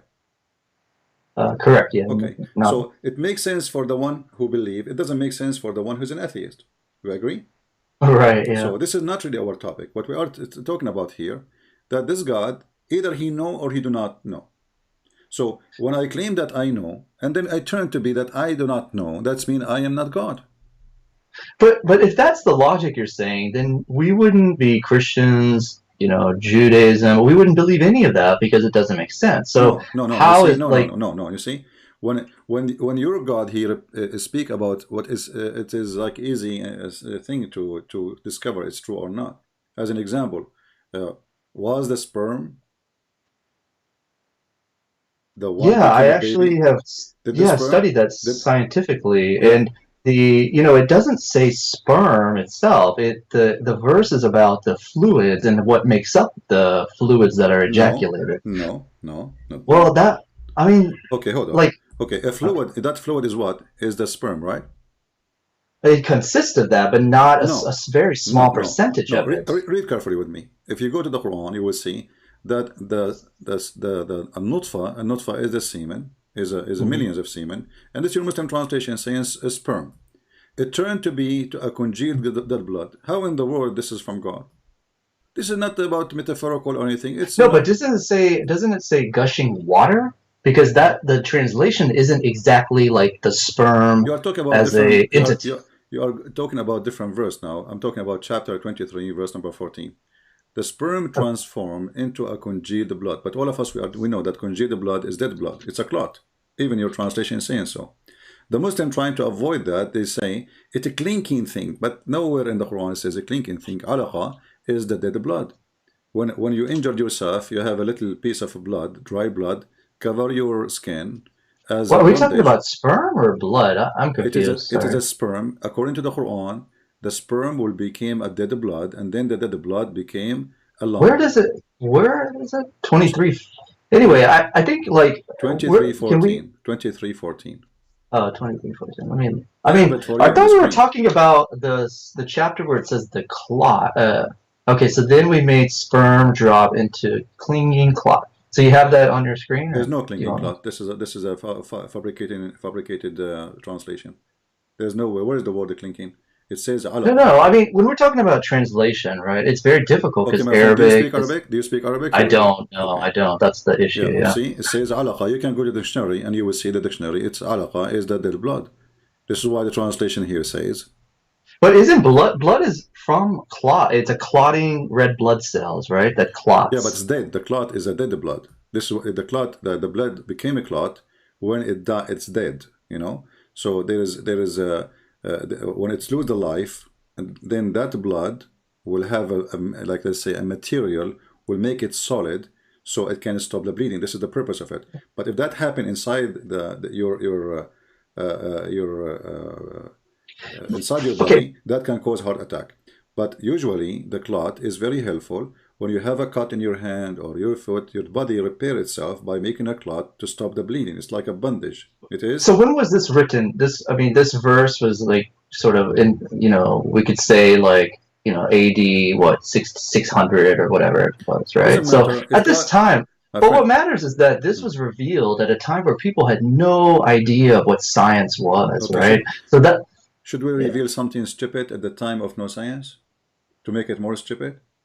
No, but I mean, this is obviously, you have to agree that this is a revelation that's very like deep that people did not know about.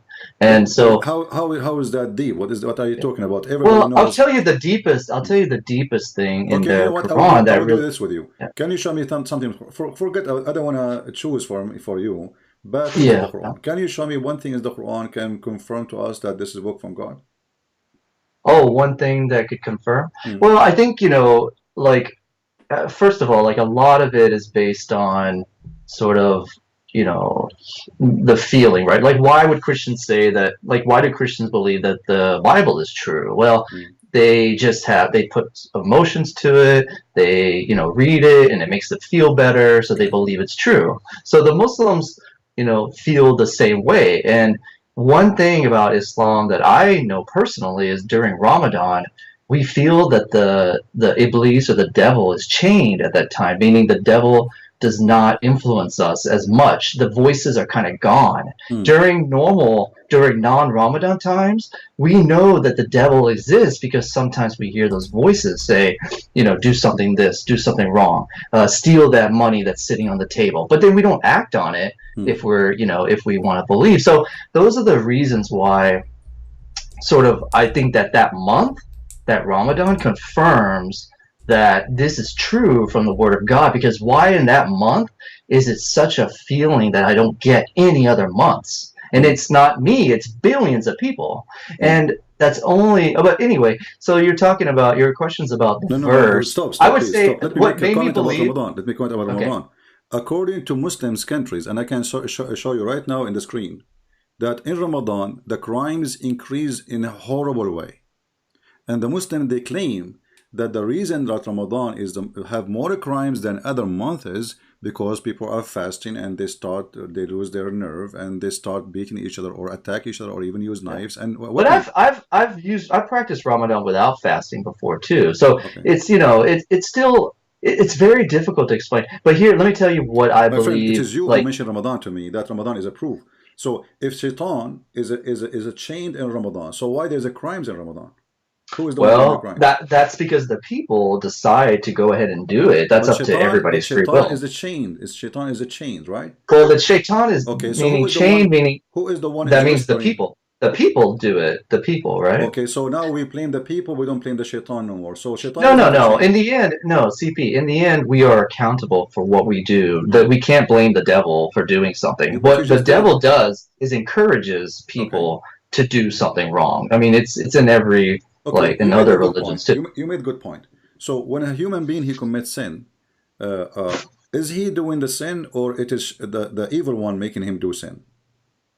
It starts with someone, you know, the devil or Shaitan, a voice that says do wrong, and even though we don't intentionally want to do harm, we make the mistake. So it's two things. Let us make it simple. The first one who did wrong, who is the one who made him do wrong, Shaitan or Allah? Wait, why you? Allah is just the creator of the Shaitan and the creator of I'm asking a question, you can answer me, my friend. Who is the first one who taught Adam to do wrong, Shaitan or Allah?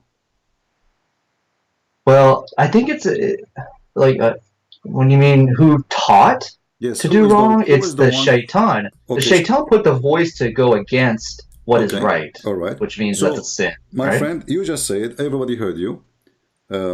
Shaitan is the one who did that. Why you are saying Shaitan? What if it's Allah? Well, I mean, how? Like, what if it's a ghost? I mean, why would you say what if it's Allah? That doesn't make sense, man. Doesn't make sense. Let's be real. Exactly. Yeah, like what? Like, how would you say what if? What if it's this? What if it's that? That's, you can't just keep saying what if. I'm not saying what if. I have a proof. Just wait, my friend. I'm having a conversation. Okay. In the Quran, chapter 20, it says that Shaitan is the one who whispered into Adam. Do you agree with that? Yeah, just like it whispers into us. Okay, right? Like people, yes. If we go to your prophet, we will find that the one who made Adam commit sin, it was Allah. Here we go. According to your prophet, Adam, he was just a victim of Allah's plan. So Shaitan, he was whispering because Allah ordered Shaitan to whisper to Adam. Read for me. I will put it for you. Of course, no, it's true. Allah is the one that created. If God, the creator, didn't want the shaitan to exist, it wouldn't exist. But it's here for a reason. This is another question, my friends. Focus with me. The question is, who is the one who made Adam commit sin? Is it shaitan or Allah? You said to me shaitan, correct? It's the shaitan put the voice, and Adam was the one that committed the sin. But this is another question. Focus with me. Is it focus? I want you to focus with me with two things. I am, but shaitan, Adam, does he have free will? Or Allah? Who is the one who made Adam do the sin? Focus with me, please. Don't put Adam in the middle now. But can you explain what made? What do you mean by made the person? How does make? He forced him to do it. He what? Forces? He forced him to do it. Who forced Adam to do sin? Shaitan or Allah?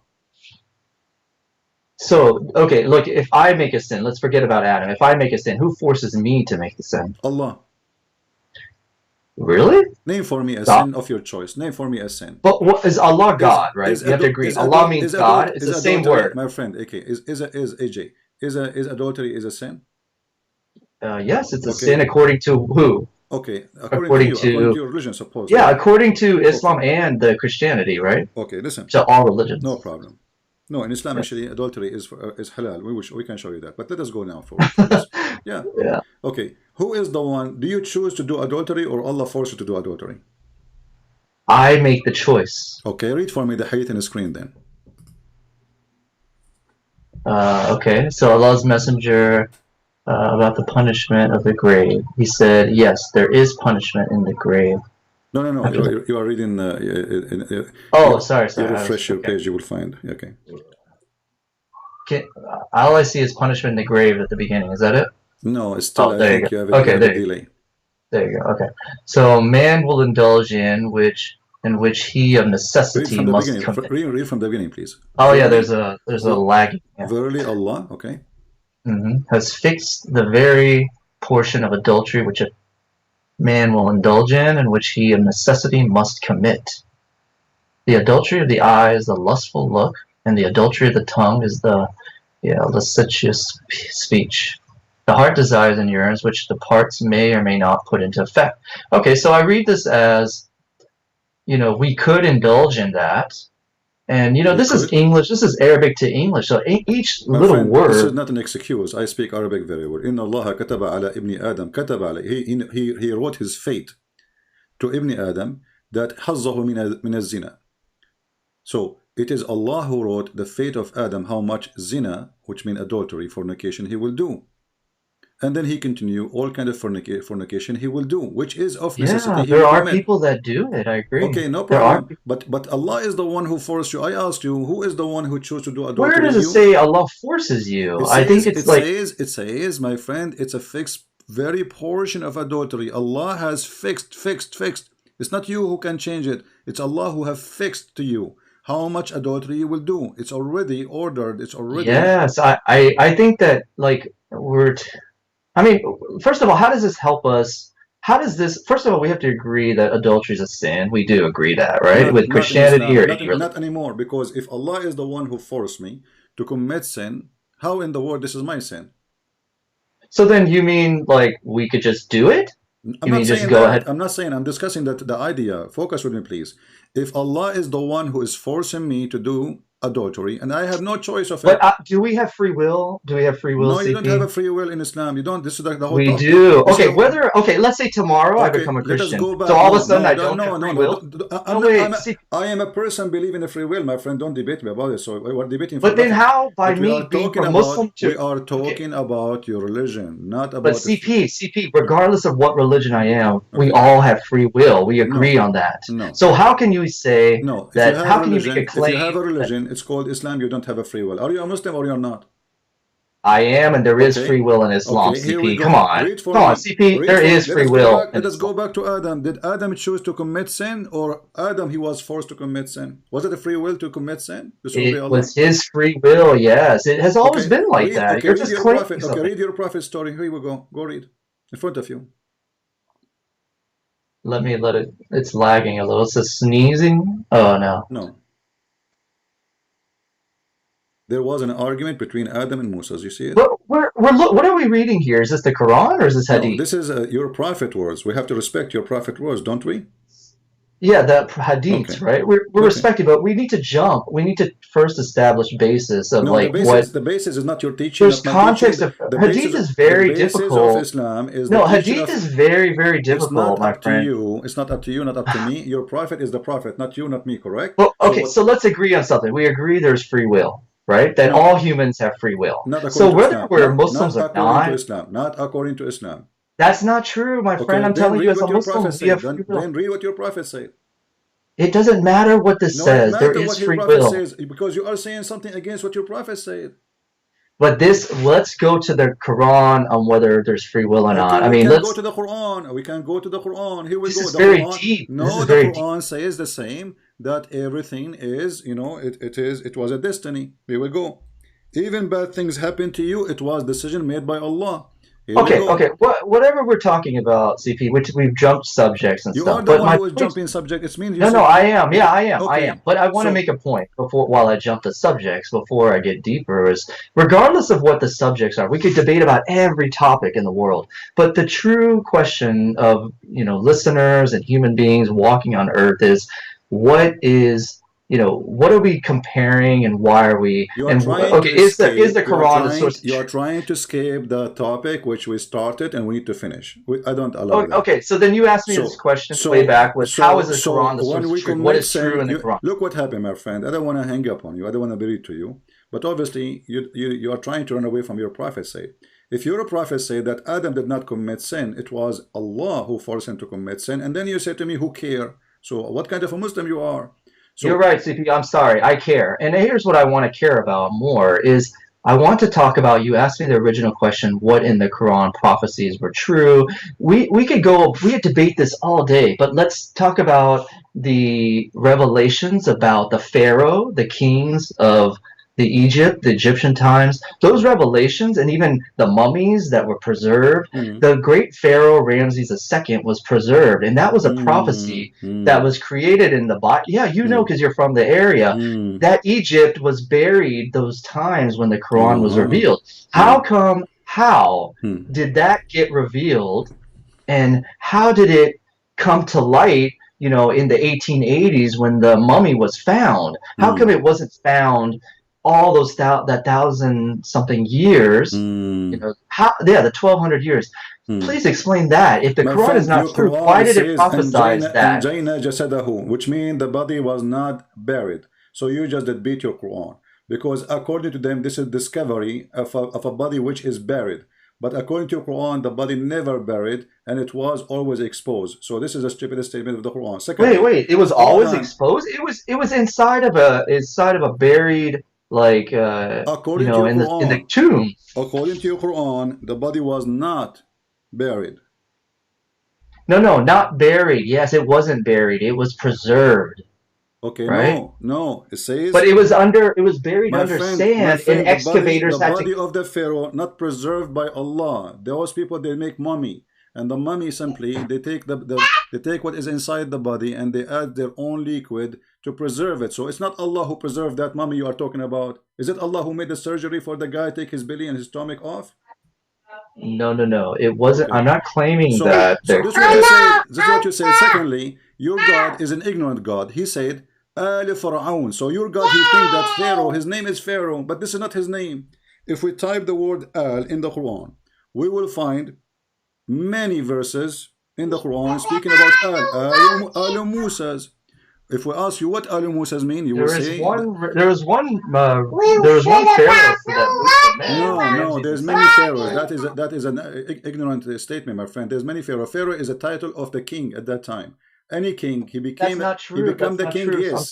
There's a king. Yes, there's a king, and there's Pharaoh. There's one Pharaoh. Any king. You can go and search right now in Google. You will find any king. I have done. No, you did not. You are reading Muslim articles. They are funny. So he says, Ali Pharaoh. The family of Pharaoh. He's a person for Muhammad. His name is Pharaoh. Alu Musa's. There's a person. His name is Musa's.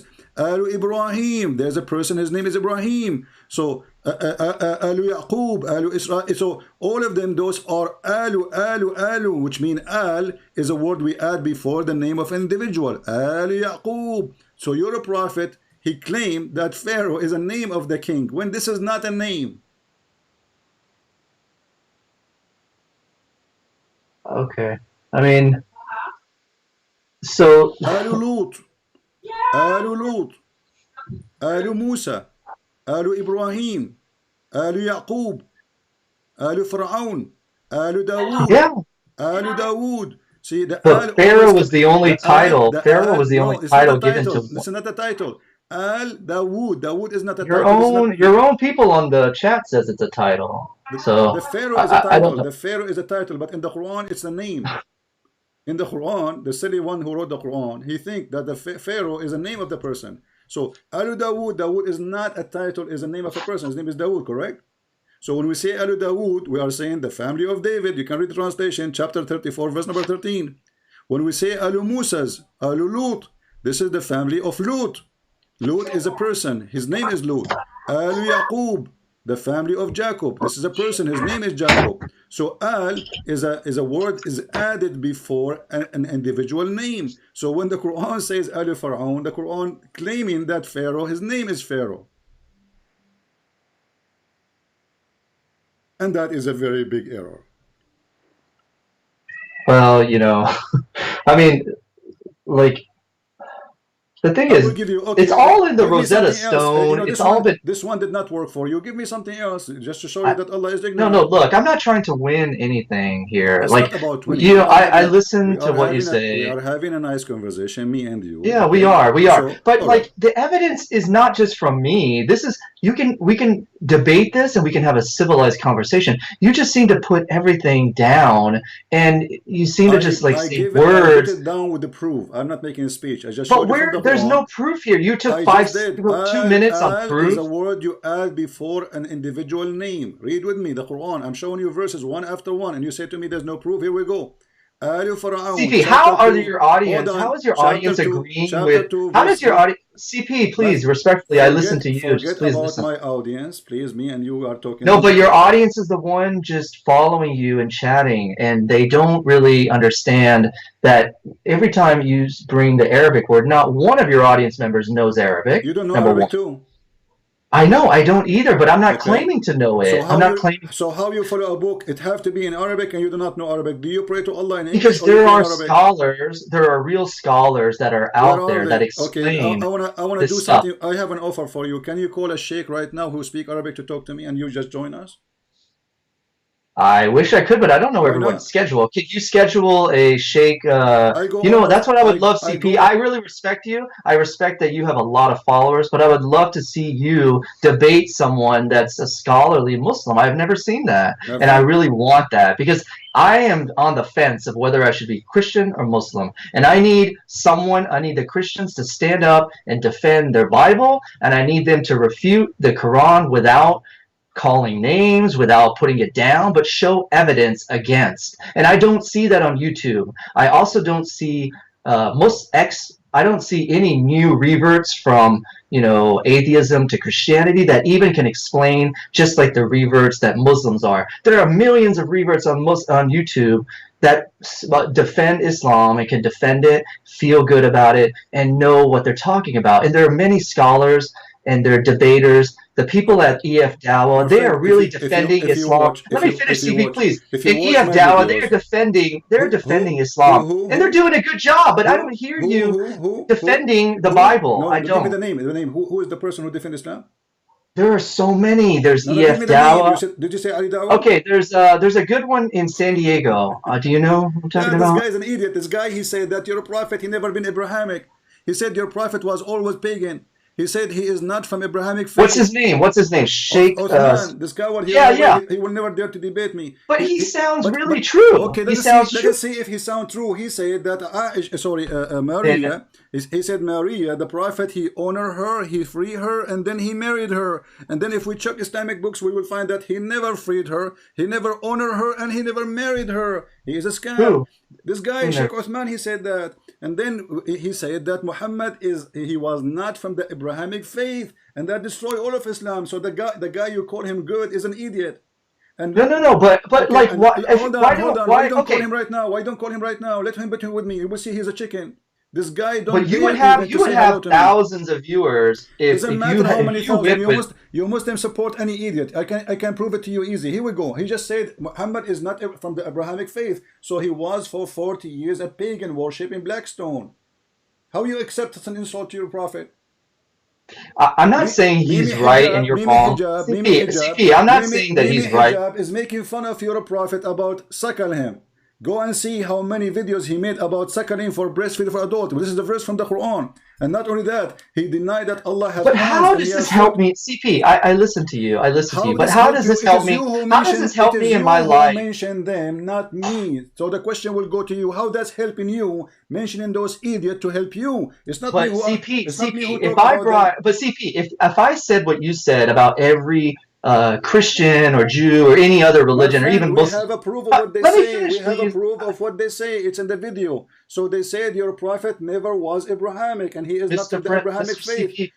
Please let me finish my point. If I did what you just did about putting people down for one thing they did and ruin the whole religion for that, I don't then care, then the Christian religion. I'm not putting people down. It is you who mentioned that they are the one who do good work defending Islam. It's you who mentioned their names. So now I'm getting you. I don't want to say get you busted. I'm saying I'm getting them busted because they are not making good defense. Muslims are leaving Islam, and you say there's 1 million people they left Islam. According to Al Jazeera TV, 16,000 Muslims leave Islam a day, not a year. Even Mimi Hijab, after his debate with David Wood, he made a video asking for donations. Says, guys, do you know that 176,000 left Islam last year? Do you know that we are the one who can defend Islam? So you are talking to me something, and they are saying something. Look, there are leavers. CP, there are people leaving all faiths. There are people joining a lot of faiths. I agree. But I guess when it comes to a second ago, before you called me, a person from Germany, he called and he left Islam and he became a Christian. But CP, listen, I'm talking about me. I'm telling you, like, okay, of course, I'm open. I'm open-minded. Let's go back to zero. What is the proof that Muhammad is a prophet? The proof is that there are, there's these accounts that where's their proof that Jesus, peace be upon him, was a prophet? I don't need to prove it to you because you are a Muslim. See, I don't need to prove it to you. You're telling me that, but you want me to prove it to you. Because you are a Muslim and already you believe that Jesus is a prophet. So it's a hypocrisy to say to me, what is the proof? It looked like we are killing just because of do you believe that Jesus is a prophet or not? I do, yes. So why are you asking me to prove it? Well, why are you asking me to prove that Muhammad is a prophet? I don't believe in it. This is the difference. I don't believe he's a prophet. I believe he's a scam. So I'm asking you, what is the proof that Muhammad is a prophet? Go ahead. So I can't say 100% because you don't know anything. We don't know. But based on the sort of the practices of life and what was taught has a lot of value to billions and billions and billions of people. What? Number one. Like what? Like what? Yeah. Okay, so many teachings about how to act as a person, many teachings of how to cleanse yourself. Let's see how he act. Your prophet, he went to his own son's house when the wife was alone, and he flirted with her, and he said to her, Subhanallah mu'alliful qulub. May Allah praise the one who flipped my heart for you. Is that the act of a decent man or a perverted man? What do you think if your father come to your house and he flirt with your wife, and she is your wife, not divorced, not separated, she is your wife? What do you think? I think that's such a detailed account of something that, if that is true, then that isn't right. Right? If you are the one a second ago, you said to me his behavior. I didn't say everything is 100% true in the hadith. We don't know. Does that make him a prophet for you? A person, he go to the house of a married woman and she is married to his own son and he flirt with her. Yeah, I mean, flirting is not right. Is flirting something that Islam teaches? You tell me. I don't know. I'm asking you. It's not. That's why. This is a prophet. This is a prophet. Remember. This I is know, not, but hear me out. Hear me out, please. It's not. So why? So that hadith may contradict what is actually the right thing to do. No, so this is not even hadiths are not even. You see, even the Quran says that Allah, He told Muhammad, why you hide what Allah told you? Why you hide what is in your heart? His heart to what? He's encouraging the man to have a lust for a married woman. Okay, so you're okay. These are small things. Do you think that I think about? No, but CP, in my life, if the CP, Muslims wait, now, let me talk. if the Muslims now discover, if the Muslim now discover that the Christian prince is flirting with his own wife. This is a small thing for the Muslim. But CP, they will make a video about me everywhere. They will say, but does this help? Does this tomorrow? When I wake up.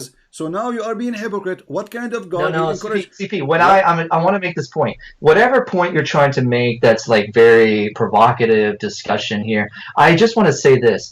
Today, after I leave this call, am I gonna, for once, think about these small little things about the religion? I focus on the large picture. What is the large picture? The large picture is this. The large picture is that you can do muta. The large picture is you can attack the Romans so you can get the blonde girls. The large picture that there's a God, He promised you endless penis. What kind of a prophet He promised that? The large picture. See, those are things to make fun of the people that are listening. You see, it is CP. Because the average I'm making fun. So you agree it is stupid, correct?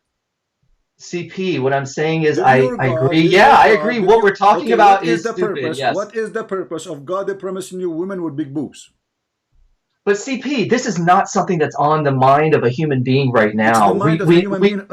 It's not. Only maybe you, but we're not. We're not. Mind of a human being. It is the mind. This is not right now in the mind. It is the mind of God. A God. He promised you women with big boobs.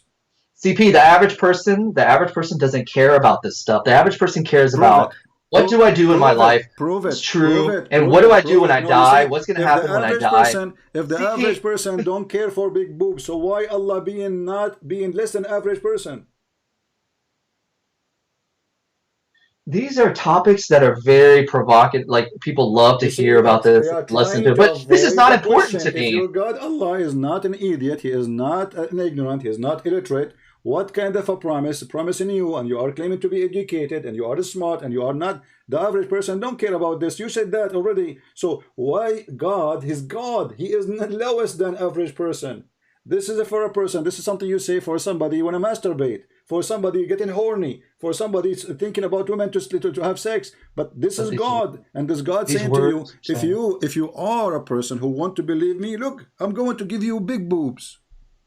But this is not, like, you think it's funny talking about boobs and horny and all that. I don't find that anything interesting. You are because avoiding it does, the question by saying things have nothing to do with the topic. Do you think it's funny? You tell me. Is it funny or not? I tell you what I think, if you let me answer. CP, I think that, respectfully, it's not the most important debate about life right now. I keep asking you, what is the proof that Muhammad is a prophet? And you bring me a point. I get you busted, and then you change the topic. What is the proof that God exists, CP? You tell me. What's the proof that God exists? What is the purpose of Islam? The purpose? Oh, that's a very good question. I'm glad you're asking. Go ahead. Okay. The purpose of Islam is that it's a way of life, and that it has like what? Many. Like what? You go to your house, the house of your son, and you flirt with her? No, we're not thinking about that. No, hold on. Are you saying to me that Muhammad was not living the life of Islam? You're sidetracking the conversation. You asked me what the purpose is. Can I get into that? Yes, you say that Islam is the way of life. Muhammad, he is the first Muslim. CP, what are we battling? What is the average person like? Take care. You are just here just to argue, but there's no point of speaking to you. It's just a waste of time. When you say to me Islam is the way of life, and then we find that Muhammad, he go to the wife of his own son and he flirt with her. That is the way of life in Islam. This is why no Muslim trusts a Muslim to enter his house. No Muslim even trusts his father to get along with his wife. Because they have the best man. He was a cheater. He was a fraud. The best man was a child molester. He go after a 6-year-old girl. So when you say to me Islam is the way of life, I see Islam is the way of death. If Muhammad himself cannot keep up with the way you keep it, you claim it is good. If Islam is the way of life, how come Muhammad is a very perverted person? And each time I show you something, you change the topic in the speed of light. What this have to do with this? What this will prove to you? What this would? And he is the one who mentioned them. We got them busted, and then he changed the topic. How Islam is the way of life? Is it way of life if I divorce my wife, she have to screw somebody else? So in order to come back to me? Is that a way of life? So the guy, he divorced his wife, and then she cannot come back to him unless she go and sleep with a different person? This is a way of life, or this is a way of effing life?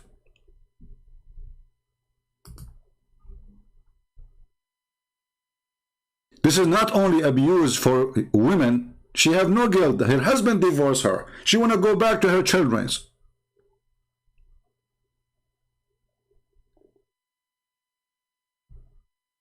How in the world this is a way of life?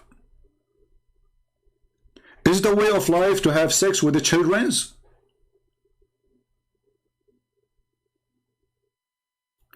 Is it a way of life to beat your wife?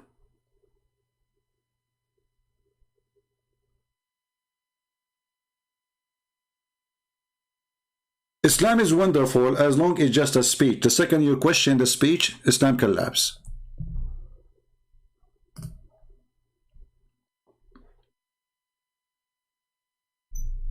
Who is a Muslim? He can call me and he can bring me something strong. All of you, including your prophet, are very weak. And the names he mentioned to me, they will never dare to call me, and they will never dare to let me call them.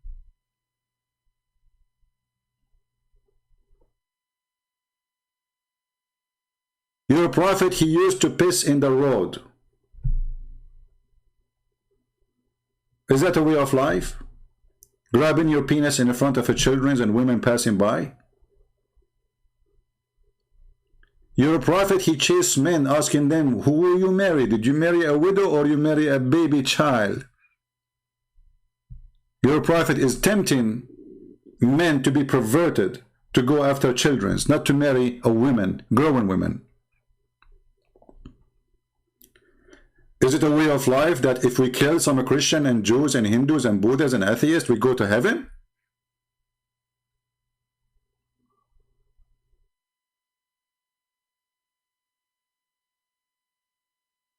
Muslims here leave Islam by tens of thousands, not one, not two, not three.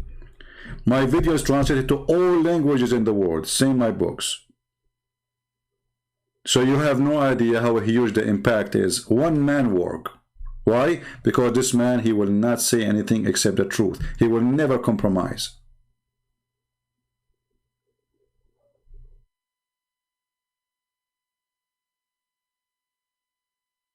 Even your stupid Quran says that Allah, he took what shaitan he threw in the Quran. Have you ever heard of a God make such a statement that he will take off from his Quran the satanic verses?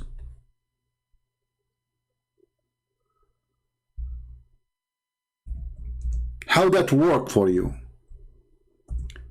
We have a prophet who's protected by God, but then shaitan, he threw in his mouth satanic verses, and don't worry, Allah will take it off. How we know that even this verse is not made by shaitan? The one who was able to put satanic verses first time, he can add this word to make you relax. So Muhammad, when he got busted by people around him that he is a satanic man, Muhammad, he could not deny it. He could not deny that he was receiving verses from shaitan. So what he said, oh, Allah told me he will take it off, don't worry. But ask yourself a very simple question. This is God, and this is his prophet, and this is the book of God, and the book of God is protected. Yet the book of God, according to the Quran, was penetrated by Satan. According to the God of Muslims, shaitan, he put satanic verses, and this is why the verse says Allah will take it away.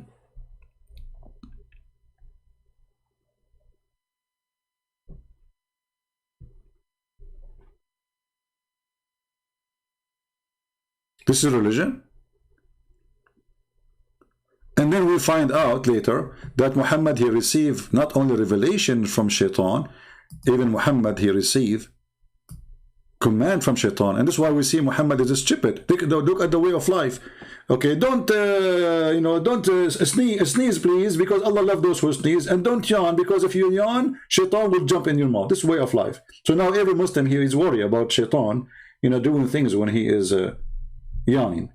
Shaitan urinate in your ears. Shaitan sleep in your nose. Shaitan around himself around your penis if you don't say the prayer. Shaitan, he fart. This is the way of life. Islam is a superstition, stupid cult. There's no way God will say such a stupid thing. Who is the one who told Muhammad that Allah loves those who sneeze?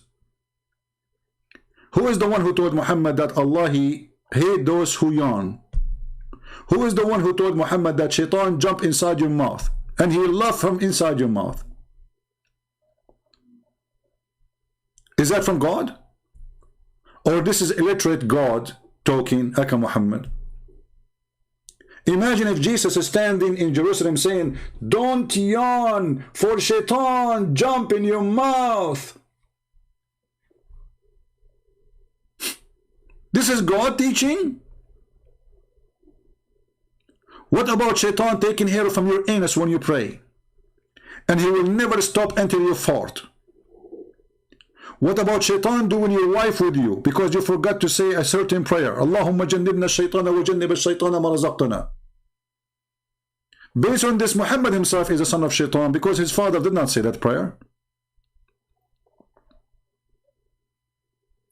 So when they come to you and they give claims of Islam, how amazing, this is a claim can work with the fool, a person who is not educated.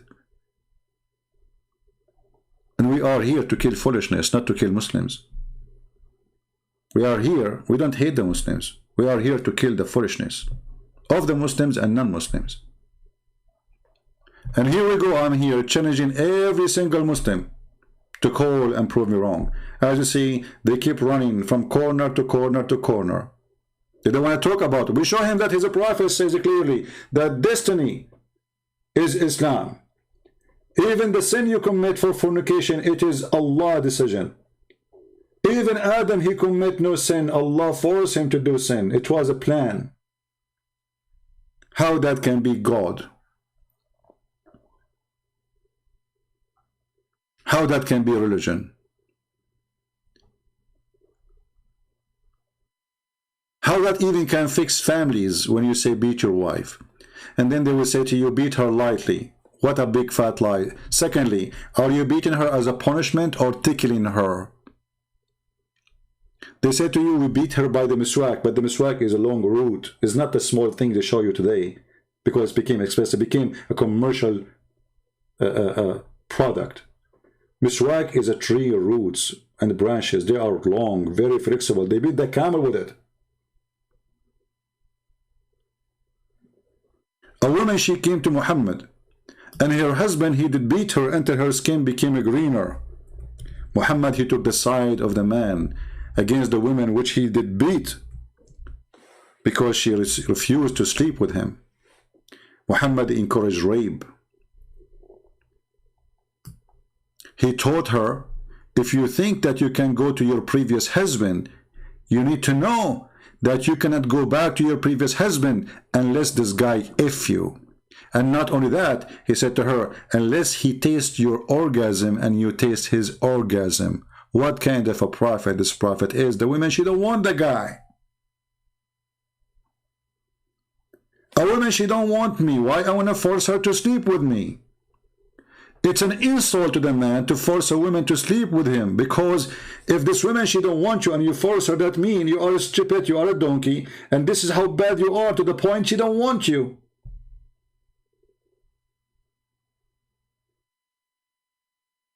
And then what Muhammad he do? He make a verse says, الرجال قوامون على النساء. Men are charging women, so beat them.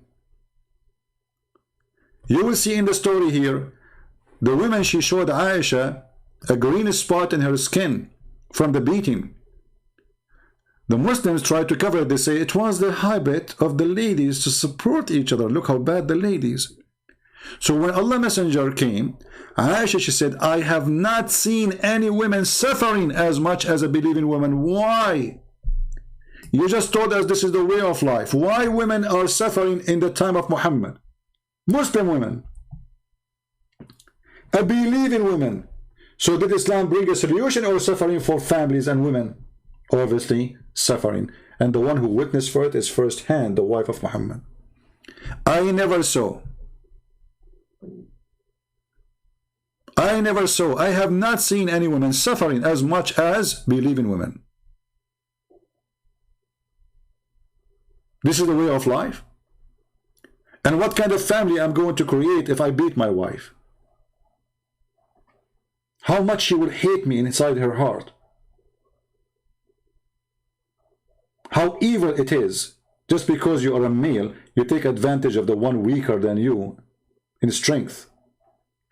A person who is noble, he will do the opposite. He protect the weak. He don't defeat them. A man who have honor, he will not beat a woman. He will protect a woman. And if you don't like her, divorce her. In Islam, divorce is so easy. It's just one word.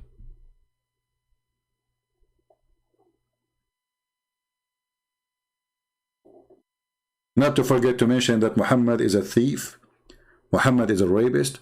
Muhammad, he attacked the neighbors just to take their goats and their women. He said, let us attack the Romans so we can get the blonde diggers. Again, we offer a challenge for any Abdul to call us and prove us wrong. Your God cannot even repeat the same story in the Quran twice. You can go and take any story about any person, you will see that this God, he cannot repeat the same story twice in the Quran. Forget about the Hadith.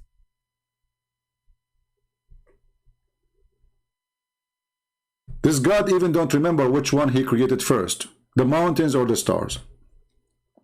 In one chapter it is the stars, in the other chapters it is the mountains and the earth.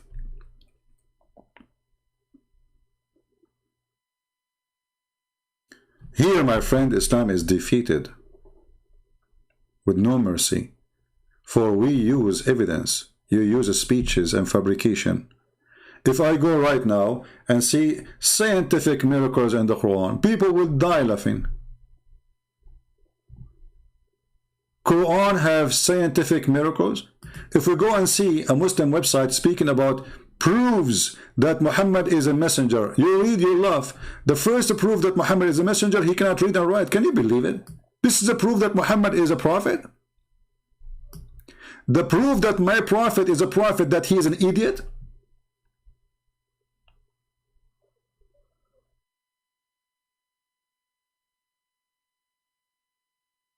The proof that Muhammad is a prophet, he did not want to become a prophet. Since when? How is that? Muhammad don't want to become, please don't make me a prophet, please don't make me a prophet. What are you talking about? Muhammad don't want to be a prophet. I mean, look at the reasoning they are giving us to believe in Muhammad. Muhammad endangered his own life. Look at this. If you endanger your own life, you are a prophet. Well, he's attacking the neighbors to steal their goods and their grocery, and that make him a prophet, endangering his life. Muhammad revelation were witnessed. Muslims, who is the one can tell us how the revelation were witnessed? Did any of you see Muhammad receiving revelation from the angel Jibreel? It was witnessed by who? Muhammad, he went to the seventh heaven in the top of a flying donkey. Even Aisha, she said he was next to me as his body.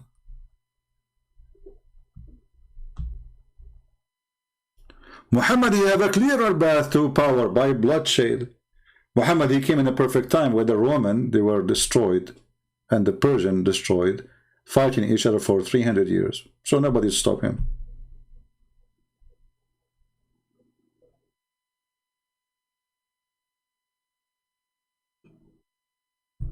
Do we have any Muslim?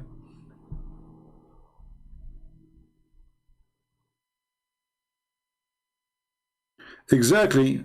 What his name? What you're looking at? If you go in the Quran, we mentioned this yesterday, right?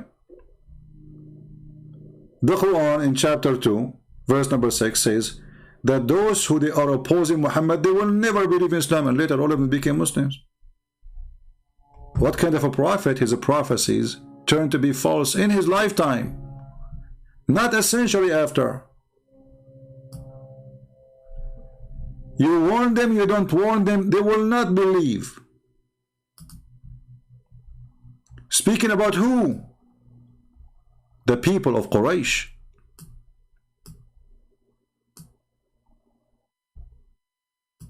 Why they will not believe? Because the devil Allah, he closed their heart, their eyes, their hearing. But later all of them they believe.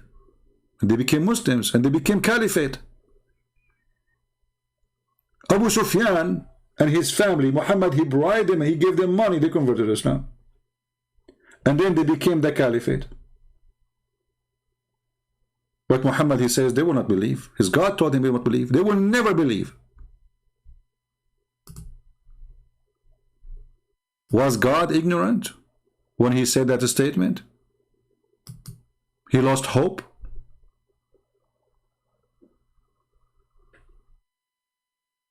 Do we have any Muslim here? My friend, we don't want to say that you are a waste of time, AJ, but you notice you can watch the video again when we finish. You will see you are jumping from place to a place. You know what? I'm going to give you one more call to give you opportunity to prove to us Islam from God. Is that fair, guys? But you promise me, not each time I show you that you say to me, what this will do to you? That will do to me, I'm showing you proofs. When I show you that your prophet, he make it clear that Adam commits sin not by his choice, it was Allah who forced him to commit sin. When I show you that your adultery, even your adultery, is not a choice you made. So you don't tell me what that will do to you. That will do a lot, because that will destroy all the idea of this God. Because we go to hell, why? Because we are disobeying God. We go to heaven, why? Because we disobey God. And then we find that we are, none of us disobeying God. It was a destiny. All right.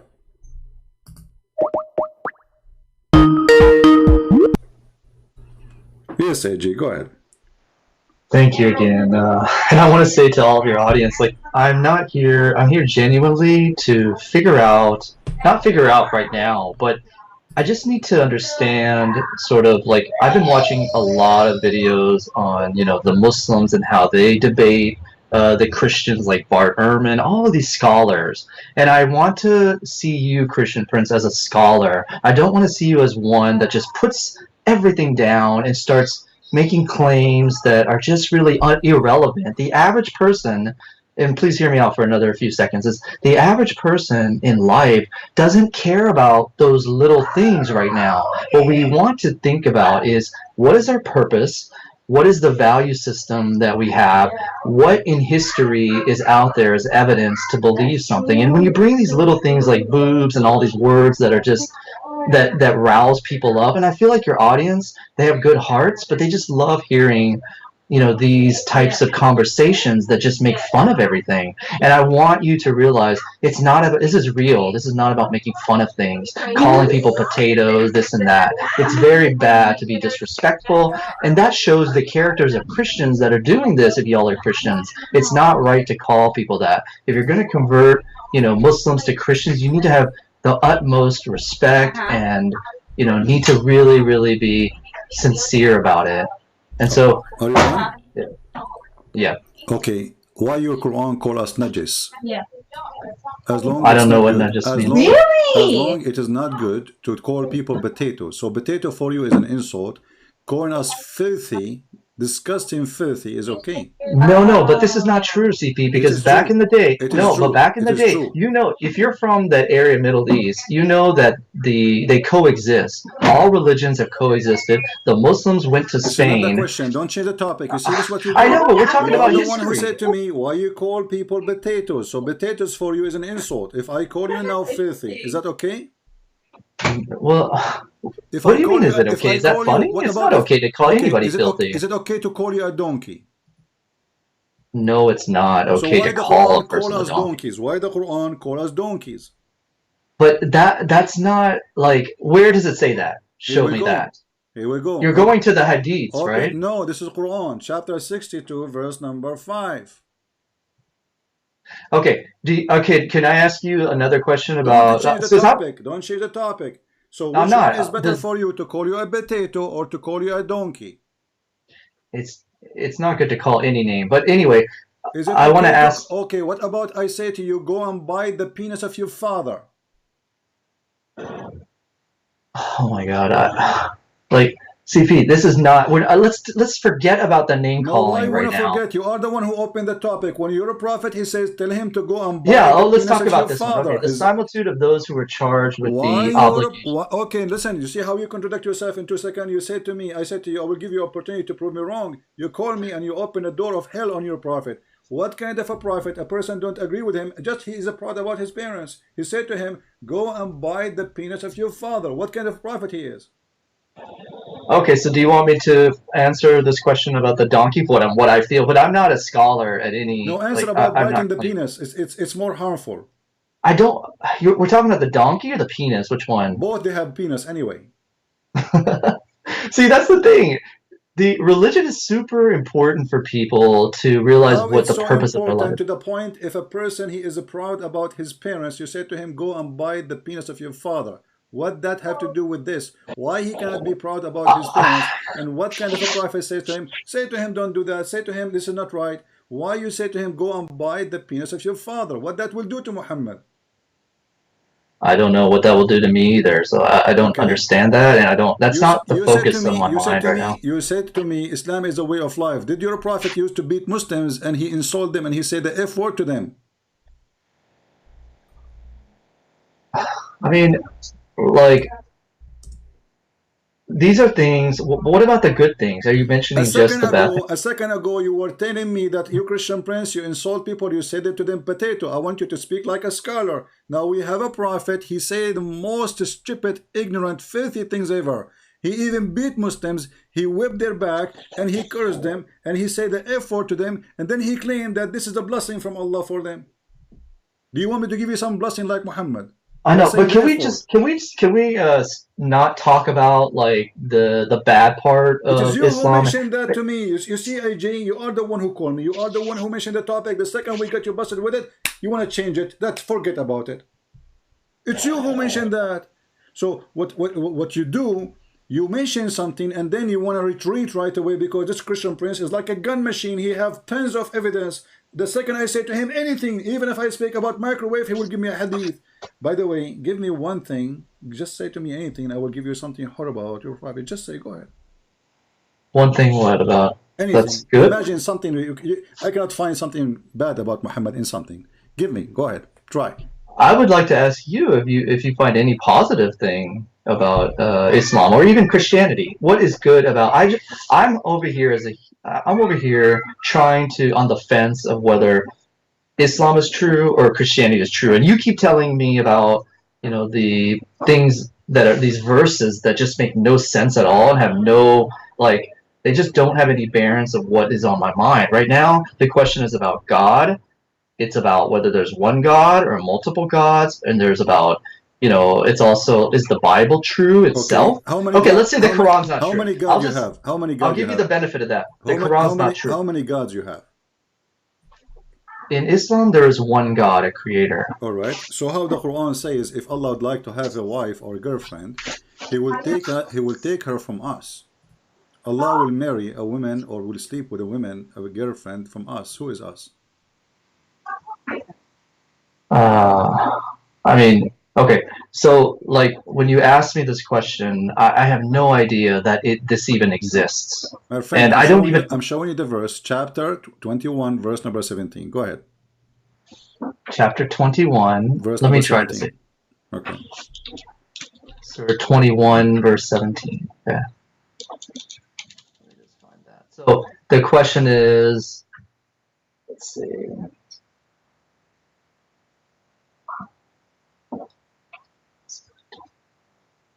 Do you have it on your screen? I can read it. Yes, I have it. Okay, here it is. On your side. Okay, so we intended to take pastime. We could surely have taken it if we were going to do that. So what I think this says is, I mean, like the IE part, wife or son. I think what it's saying is that if we wanted to create a son of God, then we would have done that. Like God could do that. Does it say the word to create there, or it says if we want to take? Oh, if we intended to take. Okay. Take, you know, words of English are very English is very like take. It says taking it. We will take it from us. Do you see it taking it from us? Yeah. Are you reading the Clear Quran? Is that the one that you're using? The Clear Quran is the English. Who care about translation? For me, I speak Arabic. Arabic is my language.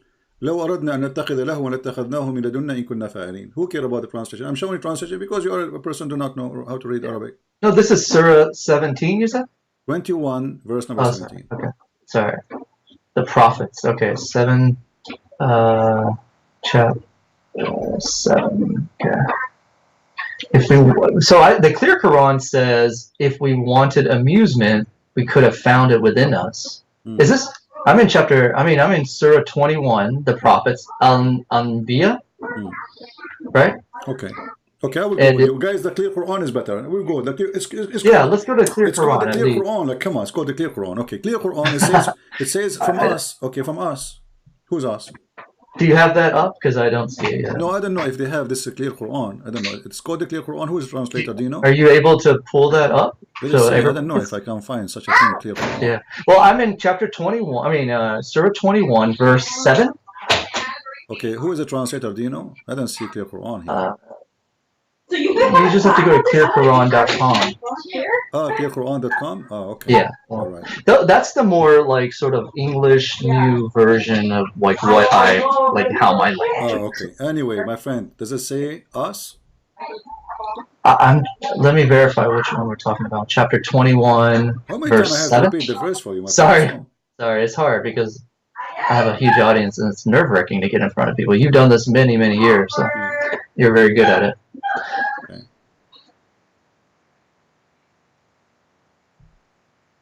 Oh. Yeah, I don't see it yet. Here we go. This is your Clear Quran. I will put it in the screen. It says within us. Who is us? If we wanted amusement, we could have found it within us. Correct? Yeah, if we wanted amusement. So see how different this is than what you have on your screen? Because Muslims, they lie. Thank you very much for mentioning I know, but CP, thank you for saying you know. Thank you for saying you know. I said you can claim they lie. Okay. There are Muslims that lie. I agree with that. No, this is a translation. This translation is adopted by Muslims in their website. So why it is in their website if it's not true? No. Okay, so let's focus on this one because we're on the same page. The one that you have, I have no idea. Why is it so different than this? No problem. Now go with the one you have. Forget about. Okay, if we wanted amusement, we could have found it. No. We were to do so. So I think it's saying like. I mean, we'd have to kind of read up, you know, like we'd have to read up. This is all in context. Okay, go context. Go ahead. Let's start from the beginning, I guess. Can you kind of, can you kind of, share when you're sharing your screen, kind of pull back text that's very deep. You can read from your side because this the problem with this website. They have it. The text is like when I zoom out to have it all is going to be small. Okay, so it's. I mean, to read all of it would take a long time. My friend, it's you who say, let us read from the beginning. Okay, open from your side in your phone, or read it from your side. Give me a break. So, but I can't share my screen with the audience. We found it. We do not need. I'm sharing the screen here. We found it within us. Who is us?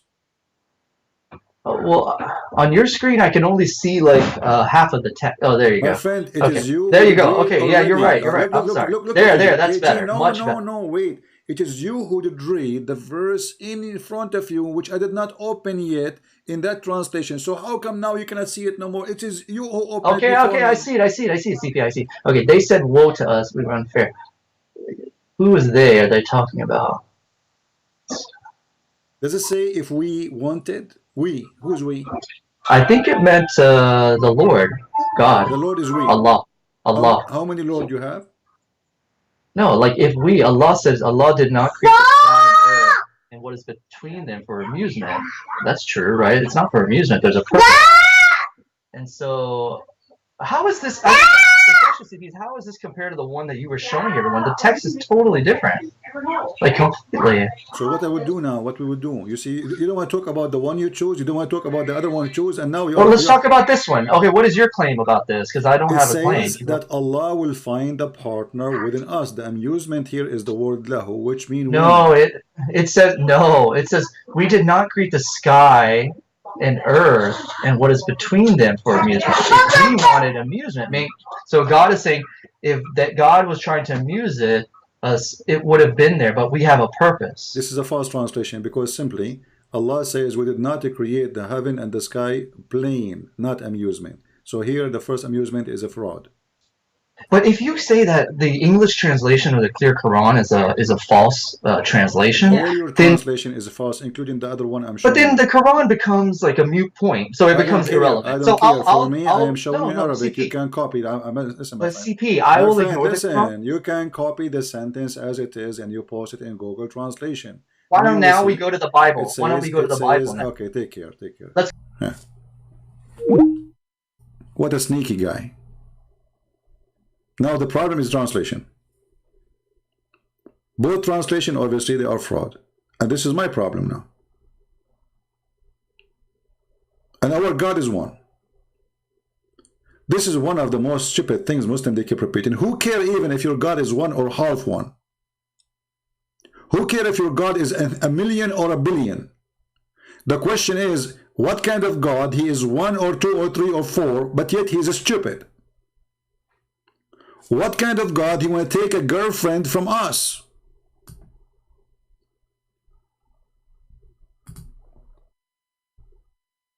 What kind of God he keeps saying we? If he is not we. They say to you that this is a choice of language because he is majestic. So Allah don't feel good if he say I. Allah, he used the Arabic word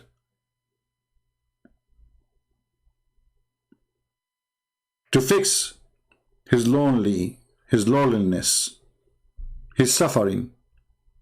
So he convinced himself that we are we. So Allah is lying to Allah. If you are not we, why you say we? What this fake we will do? This is a fake we. And what kind of God he needed letters in language to make him majestic? He's not majestic already?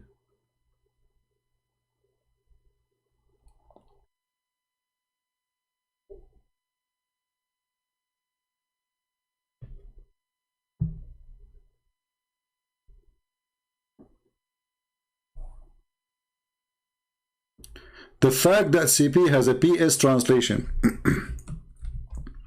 Guys, look what AJ he just said. Just to show you.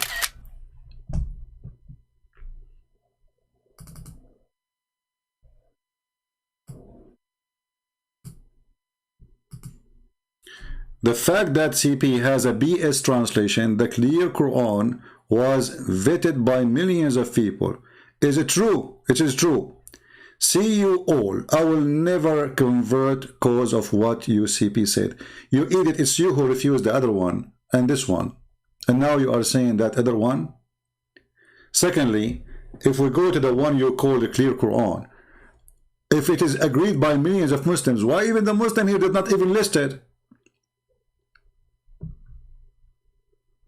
Nobody listed. Here we go. This is your official Islamic website where we can find the clear Quran. Show it to me. I will put in the screen. In the same time, clear Quran, let us go with the Let us go with the clear Quran. Don't go AJ, so we can laugh.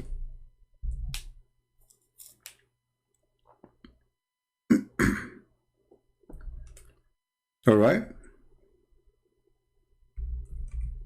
We will go with the clear Quran.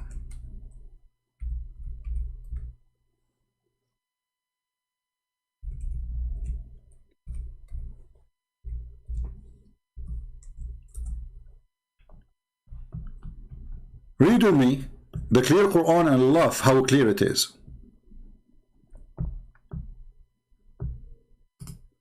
I will show it to you in the other translation, which is your choice. Chapter 34, verse number 14. Chapter 34, verse number 14. Let us go to the clear Quran and let us see how clear it is. And then you will see how stupid your Quran is. I never opened this book before, I mean this translation before. But let's go there. 34, the clear Quran. Okay, verse number 14. Are you ready? Are you sincerely ready? Okay. And when we decreed the death for him, nothing indicates his death to them except the earthworm eating his staff. Then when he fell down, it became clear to the spirit that he had they known the unseen. Spirit. The genie is a spirit. This is against Islam. It says in Arabic, al-jinn. The jinn are not a spirit.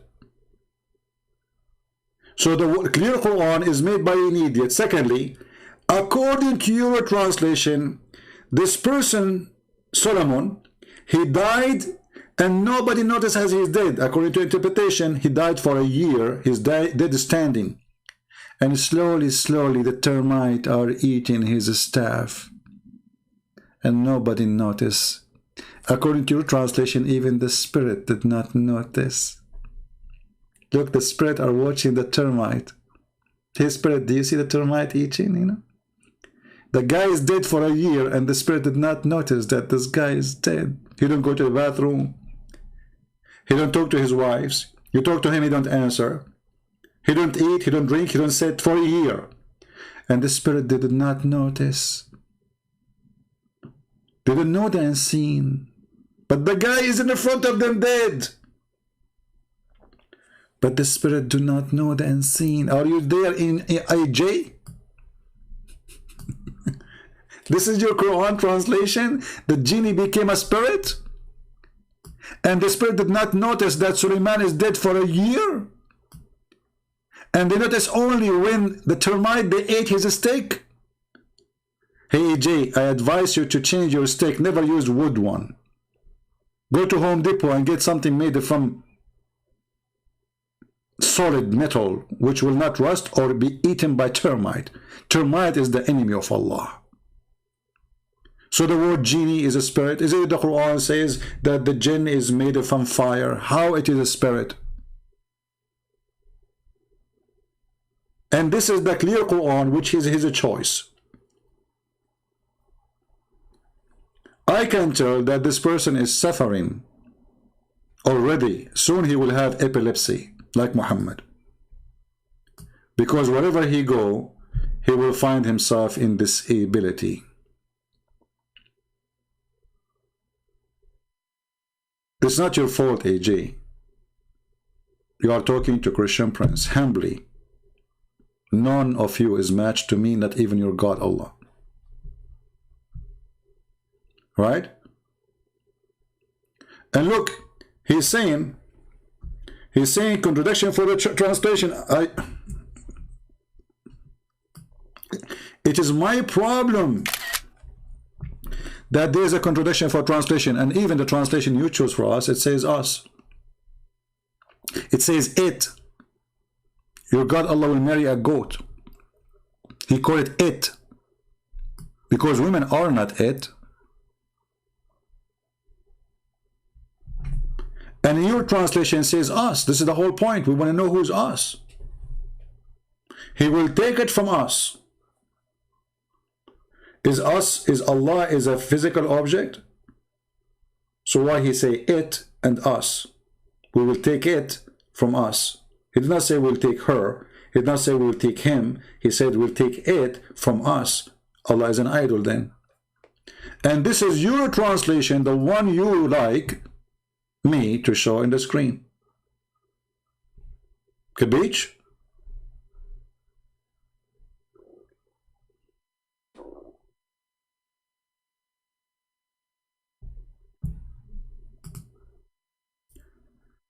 I want to talk, but we need to bring clear Quran, not the other version. I just showed you the clear Quran. What's wrong with you, AJ? I just showed the clear Quran. The clear Quran says us.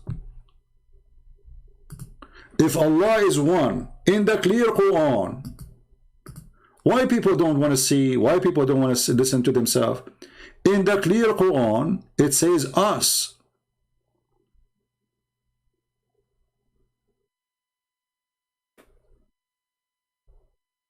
I mean, how in the world this is clear Quran and we do not know what he meant by us and what it and what is the amusement? And this is a clear Quran. This is after it became clear. So how it was before it was clear?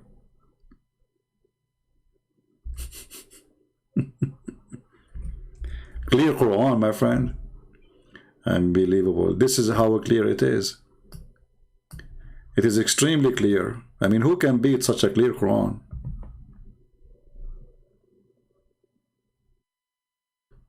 Are you serious? The clear Quran is what the scholars use?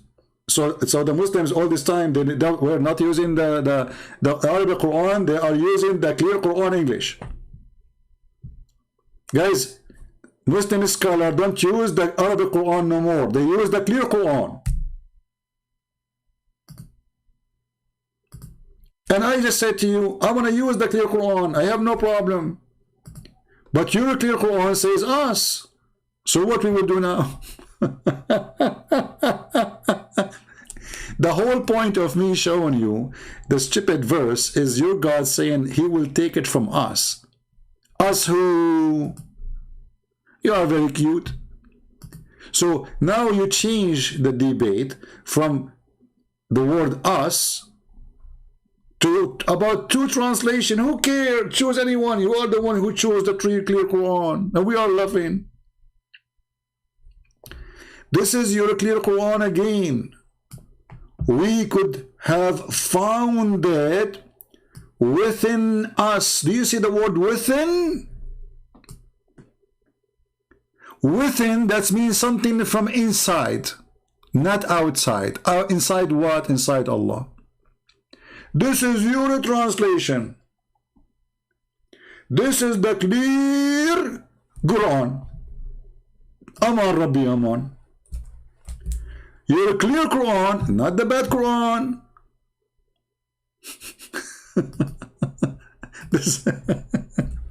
Within us, this is even more horrible. How Allah will choose the amusement within us. Any Muslim can explain. Take a note, this is the most clear Quran. Within us, Allah will open his stomach and he will get the amusement from there. Us who? Are you there, AJ?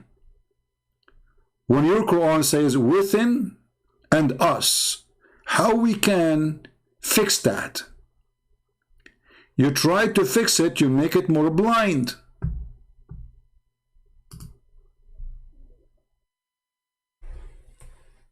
Yeah, I never heard of a clear Quran. This is the first time. And who cares if I heard it or not? For me, I open this website always, and they don't have it there, so I don't use it. However, all of them, they are garbage for me. All of them.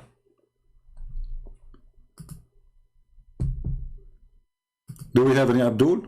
AJ, please post in the chat, not here, because I cannot look in two places at the same time. I'm not a genie. I am not a genie. According to your clear Quran, the genie is a spirit. Go and ask anyone, is a genie a spirit? They will laugh at you.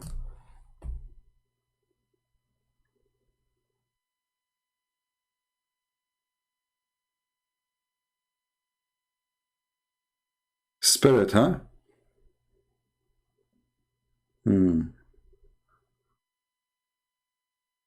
Yeah, it must be spirit. The clear Quran.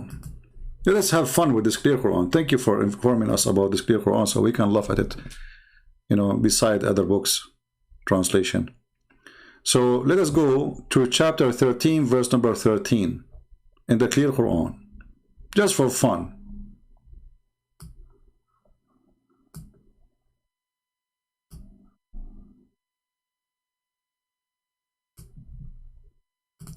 Allah, He sent the thunderbolts, striking whoever He wills. So Muslims, why you put a thunderbolt protection in the top of the Kaaba and in the top of the house or the grave of your Prophet? This is your clear Quran. Why? You Muslims, you use the Western thunderbolt cables and protection in the top of the Kaaba, in the top of the grave of Muhammad. If Allah strike only whoever He wills. And this is the clear Quran.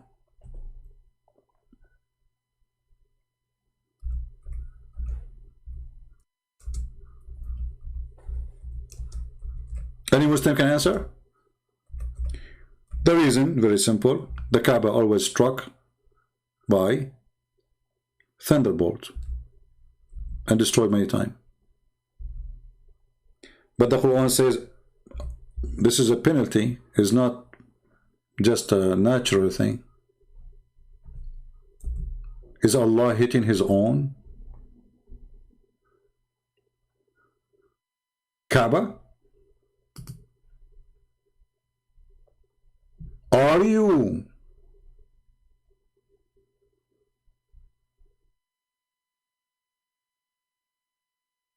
saying to me that your God is hitting His Kaaba?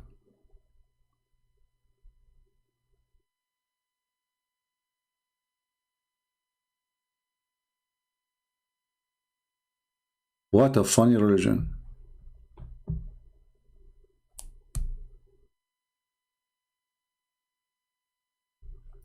Do we have any Muslim?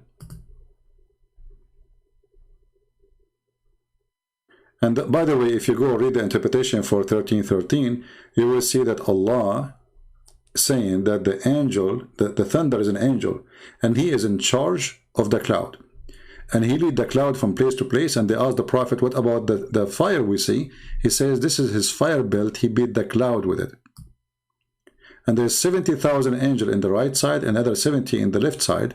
So when he moved his fire belt, the first 70, they praise Allah. When he moved his belt again, the other 70, they praise Allah. And you can open the interpretation and read.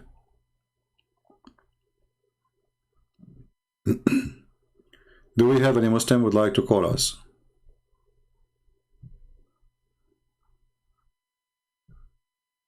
Anyone?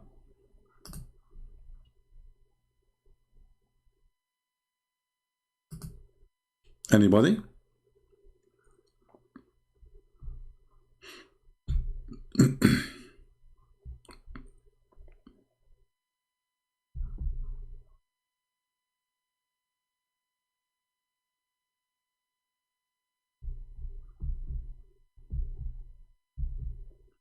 Any Muhammadan? How many Muslims will leave Islam today after witnessing the disability of the cult of Muhammad? How silly, how stupid it is, and how perverted Muhammad is. You know, the Quran says, a verse which I like actually, but always the Quran, because it's stupid and Muhammad is stupid, he come with things which he could not provide himself. Each time somebody says to him something, he said to him, bring me your proof. Chapter 2, verse number 111 says, no one will enter heaven except Jews and Christians. He said to them, bring me your proof if you are truthful.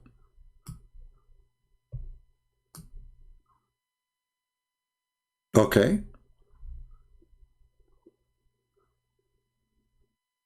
Did you give our proof, the proof to you, Muhammad, that Only Muslims will go to heaven? You said the opposite after a few weeks. You said the Christians and the Jews, they will go to heaven. And you added the Sabian. Give us your proof. When Allah, He said to the angels, tell me the names of those things if you are truthful. And then Allah is the one who gave the names. He is the one who named the names. How that can prove that Allah, He knew? This is a very stupid cult.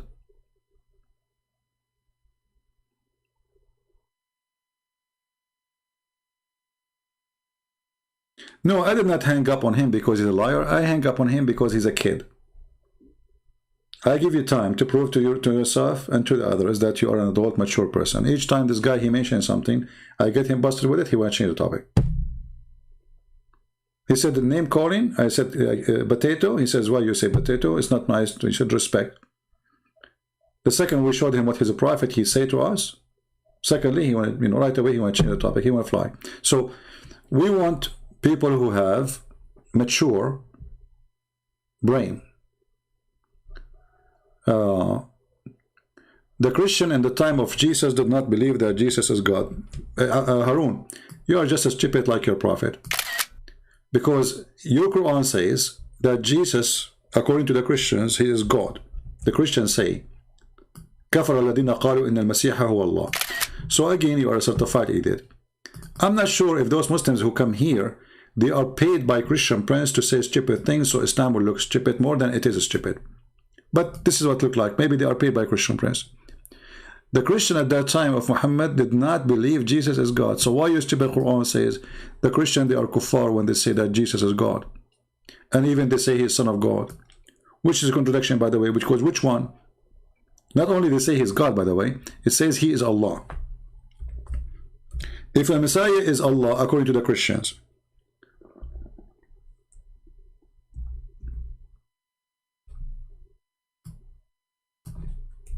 so who is the Son of God?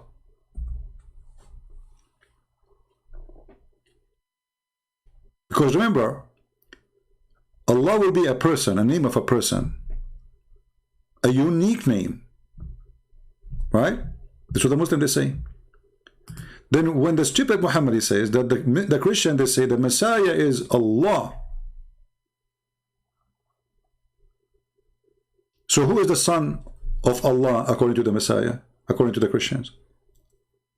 Here we go. The first one we got. The Messiah, the Christian, they say the Messiah is Allah. Then how the Messiah is Allah and he is the son of Allah in the same time? Additional proof that the one who wrote the Quran is a certified idiot. We Christian, we don't believe that Jesus is the Father. We don't.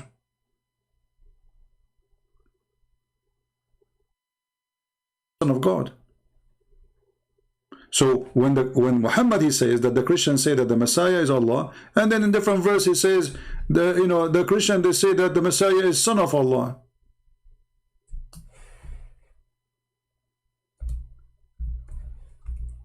This is why if you read the Quran, you will find that Allah don't even know the Trinity. He think that we Christian we worship a God who have sex with women. Her name is Mary. Obviously, is his wife, and they have a son. His name is Isa.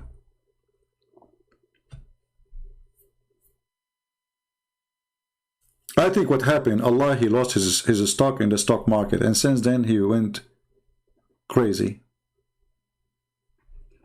And look here, it says, fain would they extinguish Allah light with their mouth, but Allah will not allow, but his light should be perfected even through the unbelievers made it as well. We are the light of Allah. I want to see it, Muslims. Did Muhammad see the light of Allah when his mother, she gave birth to him and the light came from her vagina, went all the way to Damascus, and nobody witnessed that? Maybe the light of Allah appeared to Muhammad when he went his own son and he flirted with the wife, based on the light of Allah. She was in the dark room, but the light of Allah, he made him see her naked. And then he could not hesitate to flirt with his own son's wife. The light of Allah, nobody can extinguish it. Convince me to leave Islam using the clear Quran. I just did. I just asked you when the Quran, the clear Quran says us. What us? within us. Was that your clear Quran? Are you a kid?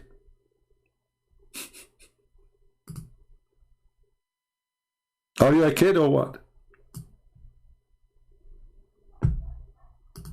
Shall I call him again, guys? Just give him a... But he will do the same. Each time you talk to him, he will change the topic in the speed of light.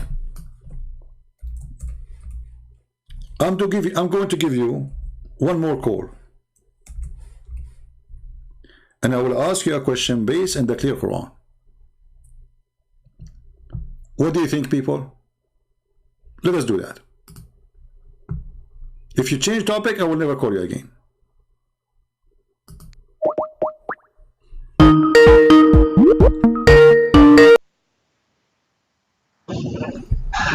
CP. All right, AG. I want you to open for me chapter 2, verse 29 in the clear Quran. Oh, CP, hello. I'm not going to change the topic again. And I'm not a kid. I am just a human being trying to... Let us not waste time. Let us not waste time. I don't want to waste time, my friend. Okay, open for me chapter 2, verse 29 in the clear Quran. Okay, chapter 2. The heifer, al-Baqarah. Yes. The cow. Okay. Verse 29 is... Let's see. This is good, CP. I'm going to give you the benefit of the doubt, even though your audience calls me names. That's not nice. No, I mean, who's the child? Children don't call names. Hold on. Okay, no problem. No problem. Okay, wait. Now go. Tell me what. Okay. Verse 29. And please have it up for the audience. I'd really like them to see, if you don't mind. I'm showing the screen. They can see it, my friend. They can see it. Okay, they can see it. So it says here, and this is good because I'm not a scholar of the Quran, but I'd like for people to tell me that the Quran is not true. So you're doing good. Okay. It is He who created for you everything on earth. So when it says He and capitalized, that's referring like from like God, Allah, which is the same word. It is God who created for you everything on earth. I agree. And then turned to the heaven and made them 7 heavens. Okay, based on this verse, explain this verse to me, based on your understanding. Well, I'm not a scholar, CP. I'm only, like, friend, this verse to me... It's a clear Quran. It's a clear Quran. You don't need this scholar. It is a clear Quran, so the clear Quran will make it clear for you. Go ahead, tell me what you understand. From what I understand, this is just a verse that says that God created... everything on earth, and then made the 7 heavens, and God is aware of all things. Did you say then, and then? I mean, semantics, CP, turn to... Yeah, I mean... Yeah. How is that, like, okay, what is your claim about this? What's wrong? I am, CP, I'm trying to be say then he turned to heaven, which means which one Allah he finished first, the earth or the heaven? Everything on earth, and then turn to the heaven. I don't understand you, sorry. Say again? Yeah, I'm trying to read and see. I don't have, what is your claim on this? Because I don't have a judgment my friend, the verse in front of you, or what I'm asking you, which Allah created first, finished first, the earth is heaven or the heaven? The verse is clear. This is the clear Quran. Yeah. Okay. Based on the clear Quran, how clear it is, which one Allah created first? Finished first, the earth or the heaven? I would assume that... Don't assume. I want a full understanding. Please take your time. I don't want you to assume. Take your time. This is a book of God, supposedly. We don't want to assume. It's a lot of pressure because I'm not a scholar, but I would say, no problem. as I'm assuming... This is the clear Quran. We'll make it clear. Yeah. So what's clear to me from the clear Quran is that God created everything on earth, then turned to the heaven, and made the 7 heavens. So which one Allah finished first? I would say, I guess earth. That's my assumption. All right, that's wonderful. Thank you, clear Quran. I appreciate the clear Quran a lot. I will try to use it from now on a lot. Because it's clear Quran. All right, I want you to go in the clear Quran to chapter 79 and read for me from let us say verse let's see, let us say from verse number 27. Okay, it says, so verse number 27 says, are you the more difficult to create or the heaven? He constructed it. But the verse 26 before that says, in this lesson for whoever fears, No problem. are you more This is still this double creation. The creation starts from number 27. So start from there, please. Okay. Are you more difficult to create or the heaven? Okay. Continue. He constructed it. All right. He raised its masses and proportioned it. Okay. So it doesn't really like give you a. It doesn't on that 20. Continue, please. Continue. Okay. He raised its masses and proportioned it. Okay. And he dimmed its night and brought out its daylight. Okay. And the earth after that he spread. And then after that he produced water and pasture. And after that he created the mountain. This is the clear Quran.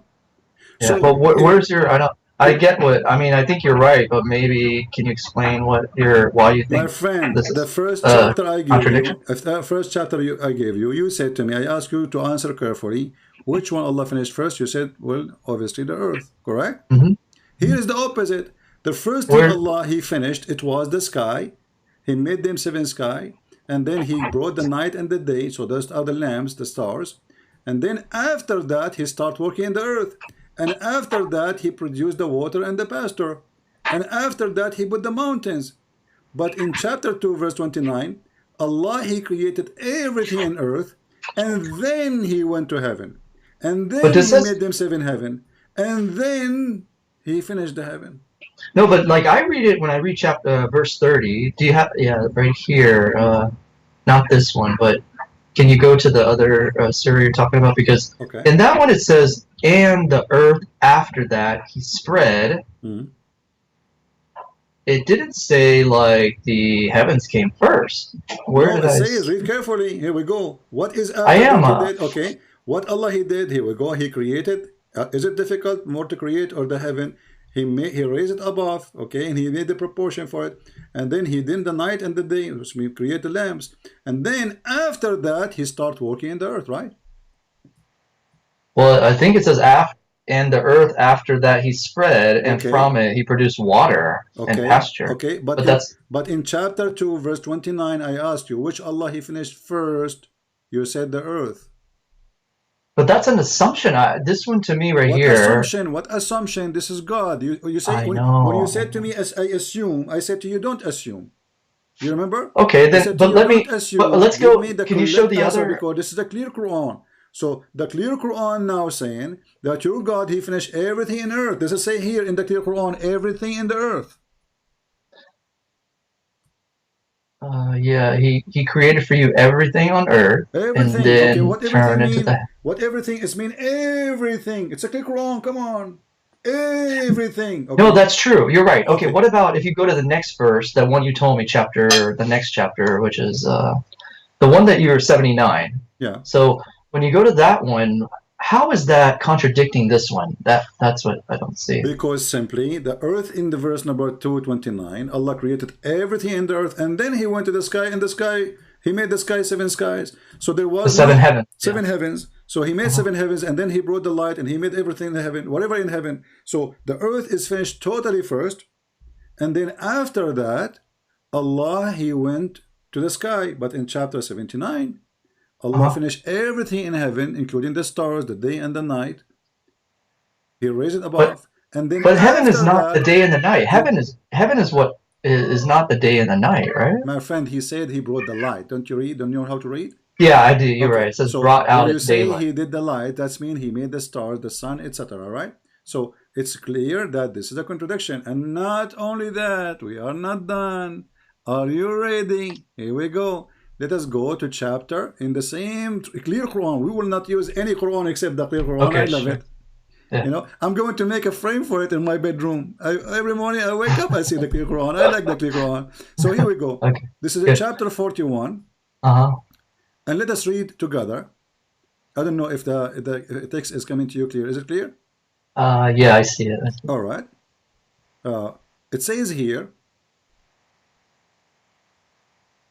do you reject the one who created the earth in 2 days, and you attribute equal to Him that is the Lord of the universe? He stabilized over it, This is the mountain, by the way. We use the word stabilize. What is the mountain? I don't know. It's gone. And he blessed it, and planned its provision in 4 days, equal to the seekers. Then, listen carefully. Then he turned to the sky, and it was a smoke, and said to it and to the earth, come willingly and unwillingly.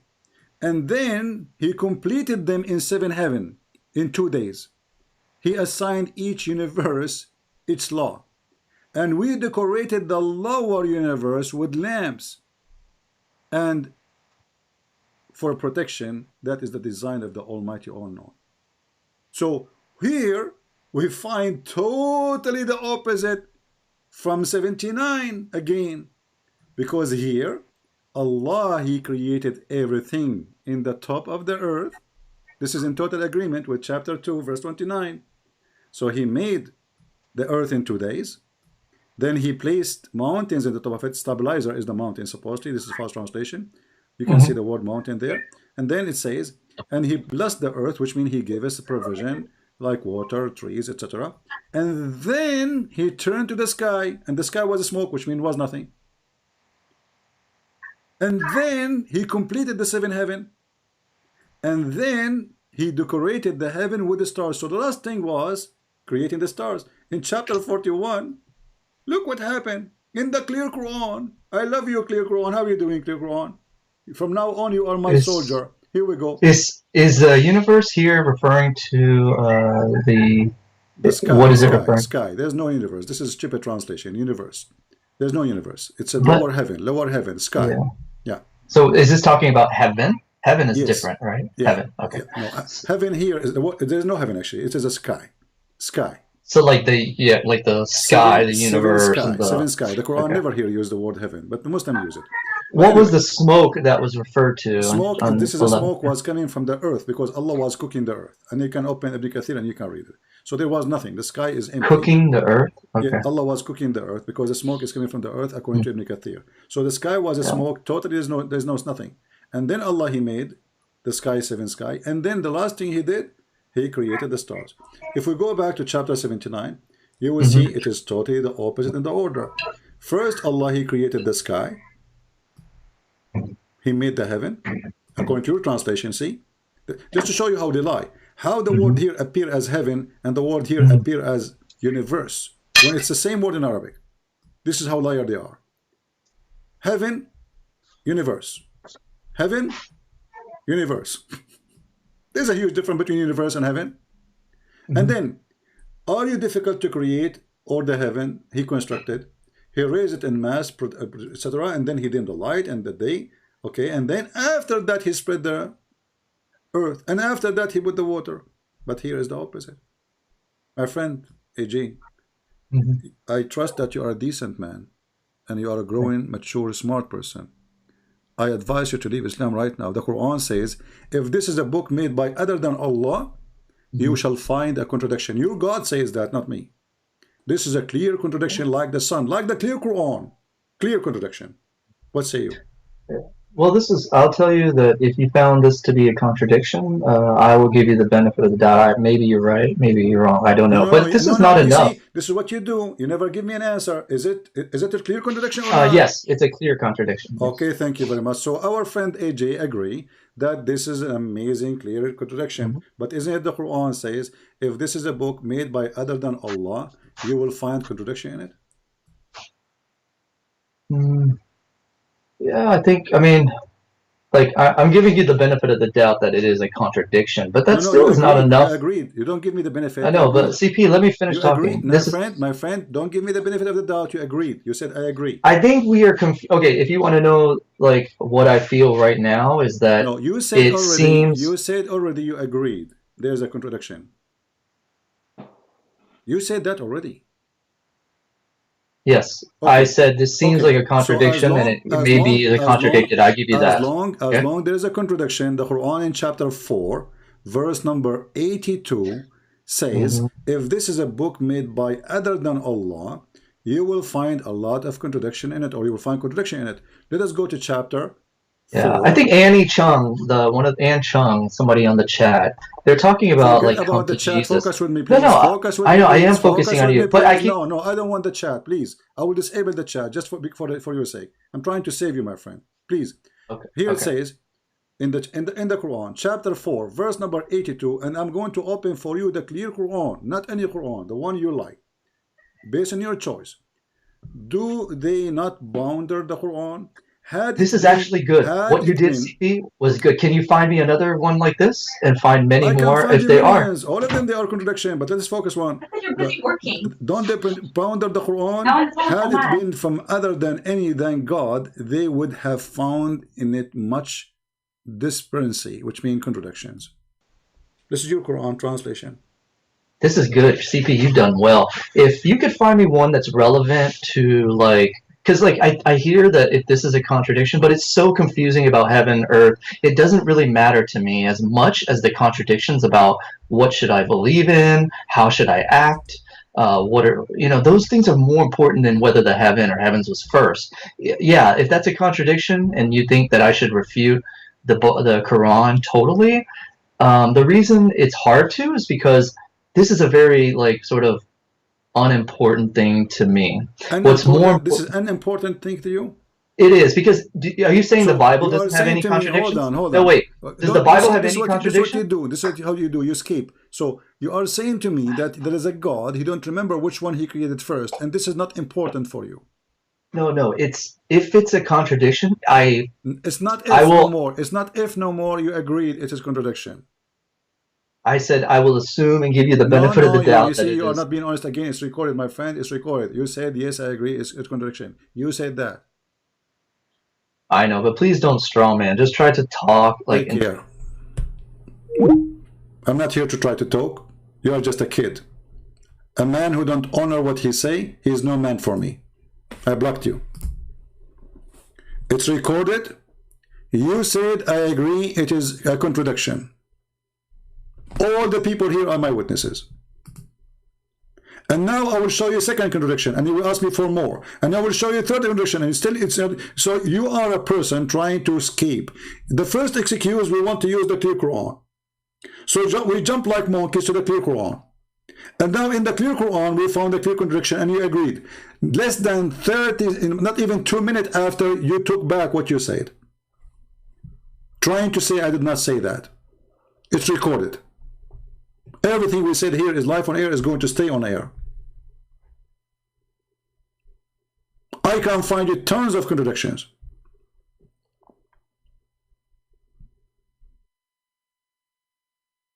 But this is the easiest one. I never heard of a God.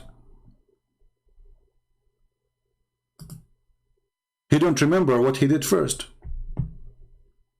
We are talking about creation of the world. We are talking about making cake. He put eggs first or flour.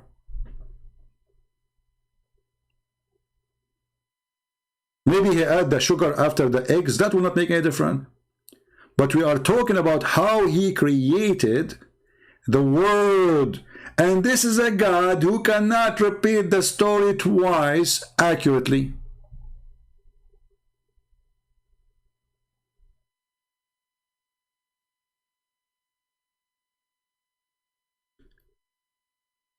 And now the Christian Prince, he have to give him more contradiction. Who care? Your God says if it's one, it is one contradiction. If you find, how come they cannot boundary the Quran? Had it been made by other than God, you will find a contradiction in it. Very simple. That's it. And now if I find the second one, the third one, the fourth one, you will jump like a monkey. You are not being honest. However, your call is very useful for us. We are grateful to have you, my friend, even if you are trying to lie. For now, millions of people will watch it and they will see the Muslims cannot defeat the truth. Not the Christian Prince. Who cares about Christian Prince? I'm nobody. The truth, my friend, will set you free, Jesus said. I am the truth, and the truth will set you free. The truth of Jesus is coming, and Islam is being conquered and defeated. And Satan, he is hiding in his shameful cave. He don't dare to come to us. You are brave to debate those who know nothing about your stupid garbage Islam. And in front of me, all of you are a bunch of midget. And it's not about the size of a body, it's about the size of a brain. Your midget God, Mr. Afrit, is a genie in the ball in front of me. And I prove it every day. And I am a Christian prince, and I approve this message.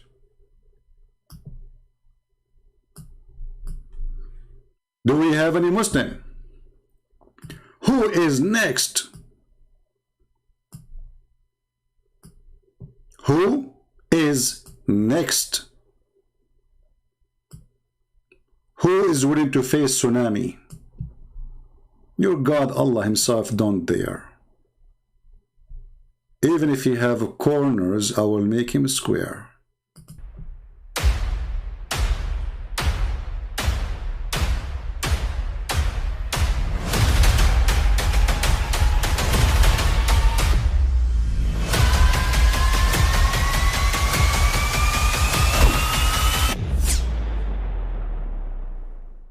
I mean, again, he doesn't know who Gabriel is, right? Because he didn't come from an Abrahamic faith. The people of Mecca were pagan. Quran is mentioned. If this book was from other than God, they would have found in it many contradictions. If a book is without contradictions, that has no bearing on whether it comes from God or not. I've had phone books that are inerrant, but I certainly don't think God gave them. That we believe without understanding. The brother asked a very important question, that most of the scholars say that listening to music, watching movies, and most of the television programs, they're haram. So how can we have fun? Let me tell you, brother, at the outset that having fun is permitted in Islam as long as the fun is halal fun. That the standard narrative has holes in it. The Prophet tells us because Satan or the devil sleeps over our nostrils. Those who oversleep and not pray Fajr on time, Satan urinates in their ears. I really do think Jesus was crucified and that he really was dead and buried. He thought that he was a son of God in the sense that he was specially chosen by God. I think Jesus really did think he was going to be the Messiah, the future king of Israel. I mean, that is, after all, why they crucified him.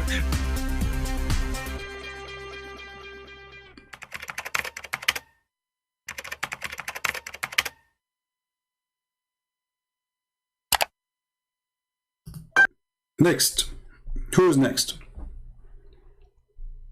Who's next would like us to save him from the garbage of Muhammad?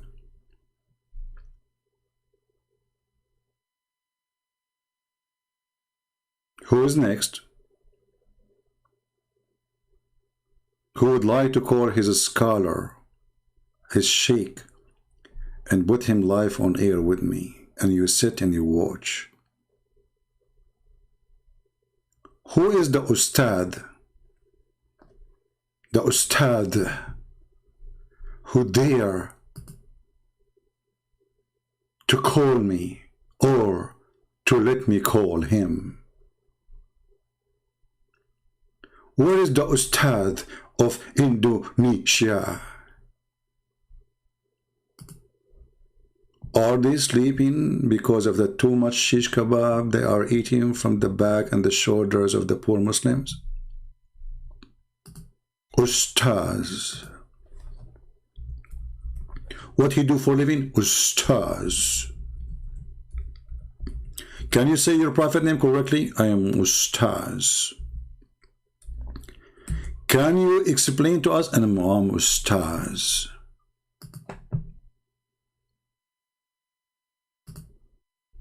The religion of Ustadz.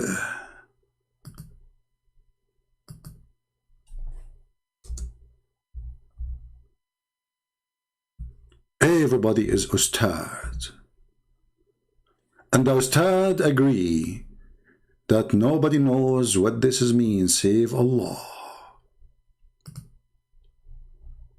The Ustadz, they gather together and they come with the conclusion, Allah knows best. Because we are Ustadz. And the Quran says, and the best of the Ustaz who says, Allah only knows. Genius.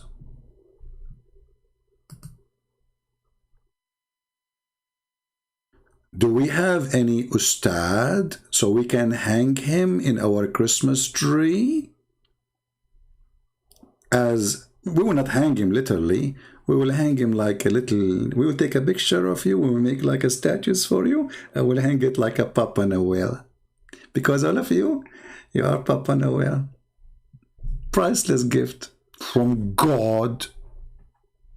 Is it Allah who sent you to explain Islam? Where are you? Look at the Ustaz. Priceless Ustaz.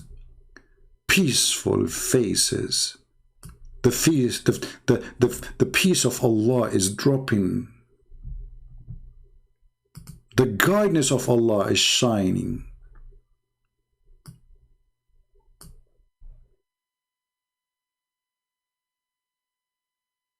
Do we have any Ustaz? Mayday. Ustaz is needed. Ustaz for hire. Or get out of the fire. I don't know what those pictures is. What is that? Those people, they published pictures of their wives. You have only one wife? What's wrong with you? What do you do with the money you have? Only one wife? What the heck? Those Ustaz, I think the women in Indonesia, maybe they are scaring the Ustaz and they are afraid to marry second wife. Look like Ustaz. Look at this picture. What is that? All of those are Ustaz. Like, what the heck?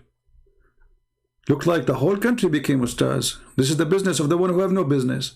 What do you do for a living? I'm Ustaz. Look what? Ustaz. I'm Ustaz. Okay, what do you... I'm Ustaz. Why your hand is up? I'm Ustaz. Why you don't... I'm Ustaz. Can you debate Christian? I'm Ustaz. Anyone? The last Ustaz, he tried to refute me and he offered me 5 BMW.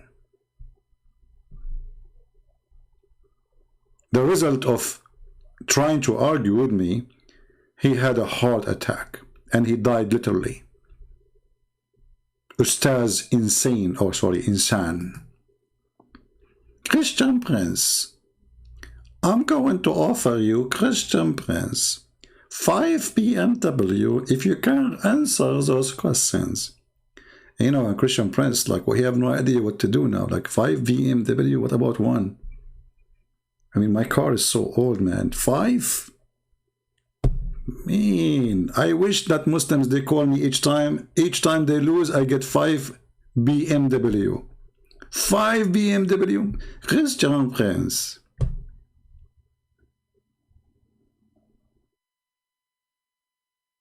By the way, isn't this his voice? I have a very good talent in making voices, you know. Christian Prince. But for sure, the best Ustaz, Christian Prince. I told you, my name is Zakir Naik, and you know it. Hey, Zakir Naik, take it easy. The Muslims, they keep saying that it's not you who's calling me always. They say it's a fake Zakir Naik. We need to show them in the camera. You are here next to me, and can you please open the camera so we can... Christian Prince, how I'm next to you, and I'm going to open the camera. You get better tip. Because if I'm next to you, then you open the camera, and then we'll be able to see me. And now everybody knows that it's the name of the thing that will to me. Look, hold on, I did not understand anything. What you said? You said that you want them to know it's me if I open the camera. But if I'm next to you, you open the camera, and then they can see me. Christian Prince, you're lying. Okay, Zakir, sorry, I will act like now like AJ. I will take it back. Any Muslim?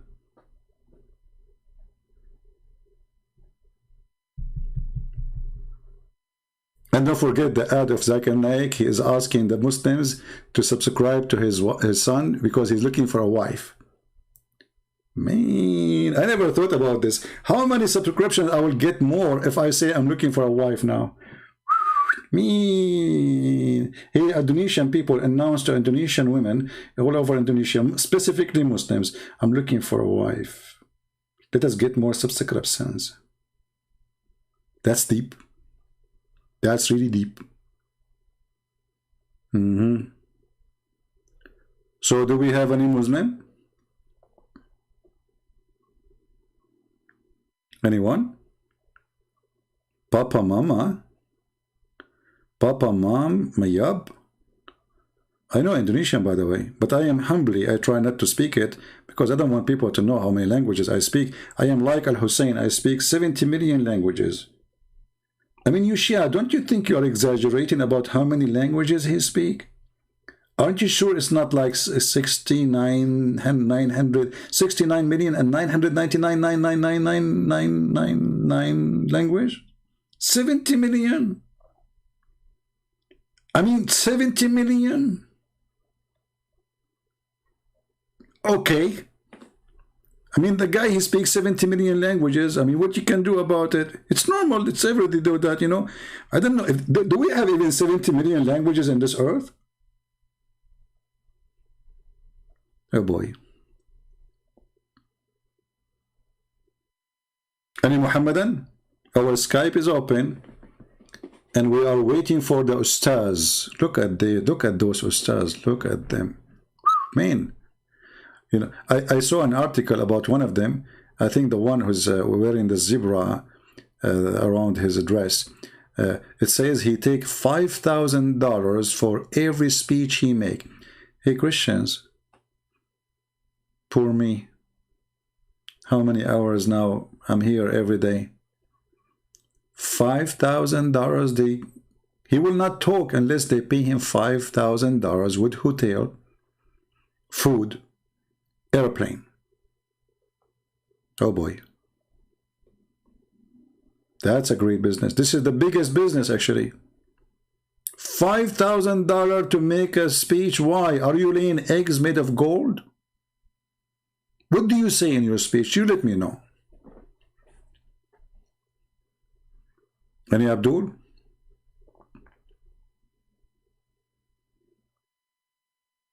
You know, by the way, I did not tell you the secret. I'm black, blonde, African American from Japan, originally from Indonesia. In case you're asking, I'm wondering, you know? Yeah.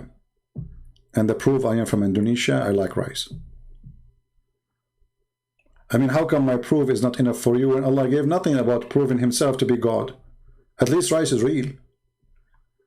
Not like big boobs. I mean, well, the God who promised me big boobs, are they going to fly by themselves? Like you go to the bedroom, you fly, you see flying boobs? It's like a spaceship, boobs. Do they have nipples or there's no nipples? Because there's no milk there. I mean, what we will drink milk from the river, so why they will have nipples anyway? Doesn't make sense. I think Allah will take the nipples away. I think there will be boobs with no nipples. Otherwise, that will be a lot of nippelines. You know, those women, they have, I mean, you have a lot of women and all of them have nipples. That will be a nippeline land. You know? And this is really weird. I mean, you go to your house and there's nipple everywhere. Like, you know, they are flying alone by themselves, by the way. There's no women. It says boobs.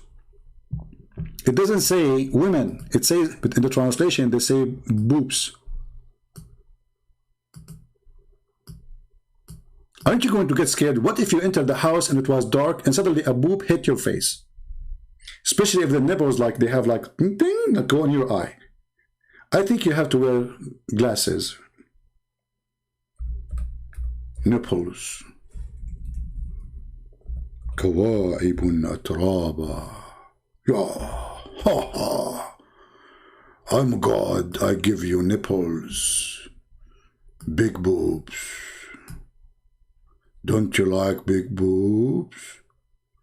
I will give you big boobs. Oh, you like small one? Okay, I will change the verse. I will give you very small, tiny boobs. You must be Mr. Bean. That's why you like them small. You're afraid of them sizes. Okay. Mr. Bean, he became a Muslim, which is a fraud for sure. Even the Muslim, by the way, they make Mr. Bean become a Muslim, but he's not. He became a Muslim and now he is complaining about the big boobs. He's scared. Nibbling. Any Abdul? Who is here for the first time? If you are here for the first time, I feel sorry for you. You will become addicted.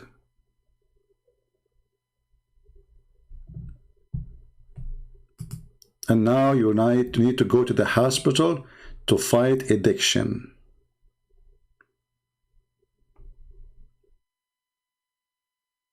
Somebody sending me a link saying, please react to this girl. My friend, I don't do those stuff. You react to them. Here we hit the shaitan. Don't send me such a links. I don't open links in Skype. Please react to this girl. React to this girl. Don't waste your time with this girl and that boy. Hit the head of the snake. That what hurt. That what hurt. You go after people who have no idea what they are talking about. Don't waste your time. So, you follow me for a few years. That's what I'm saying, Marco. Always it started with the first time, and then you follow me for years. And then your wife, she will complain. And then your wife, she will call the Sharia Law court, and she will say, my husband is staying in the chat room of Christian Prince more than he's staying with me. Be careful. I'm warning you. And actually, I don't know if those people come in here because they like to hear me or because they like the big boobs. I'm not sure. Especially those who like to drink. Look, and a cup full to the brim. You know what? I was worried that the cup is not full to the brim. I was really worried that Allah is cheap. Look at the details. A cup full to the brim.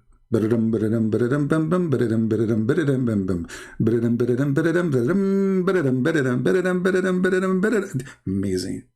This is how God acts. This is how God teach. He will give you a cup full to the brim. Not like those you go in the restaurant, they order juice, they give you half of it empty. It's full to the brim. Who can beat that? Anyone here? He can explain to us why it's full to the brim. Is that the last drink you will drink in your life? If it's not, why it is full to the brim? What that will do exactly? Full to the brim. Brim, brim, brim. Brim.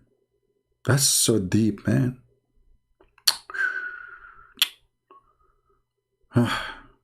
All my life I wanted to have a cup for the brim. I'm sick of it. You go everywhere, even water, they bring you the water is not full to the brim. Now finally we have cups full to the brim. And not only that, this God will give us couches. We dream as Arab people to have couches. We live in the desert, there's no couches. This is for the Roman and the Persian. And not only that, cushions. We are going to have cushions. First time ever. Thank you, Allah, for promising us cushions.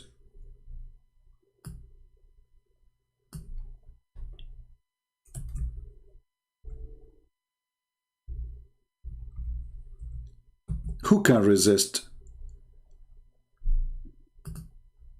a heaven, have a couch, and look at the translation. Each one of them, he give you different translation. They will recline on carpet. Like, what happened to the couch? Carpet now? Again, we are on the floor? Again? I thought already we are going to be in the sofa. They will recline on the carpet with inner lining with rich. It's an error of a pronunciation, not bitch. It was rich. To be rich, not be to be rich. Okay, Be Rich Brigade. What is that? I will be in heaven and I will recline on the carpet. You can't be serious. Me, I will be laying down on a carpet. That's deep. I have a question. Is that the same carpet which was full of lies the Prophet used to have around him? This is God promises. That's too much. I cannot handle it. You know, this is too much. He's spoiling us, man. And brother, I have a surprise for you. In that heaven, brother, after you lay down in the carpet, are you ready for the coming surprise? Look, we just changed the translation. The carpet disappeared. It became couches. Unbelievable. We just changed the translator.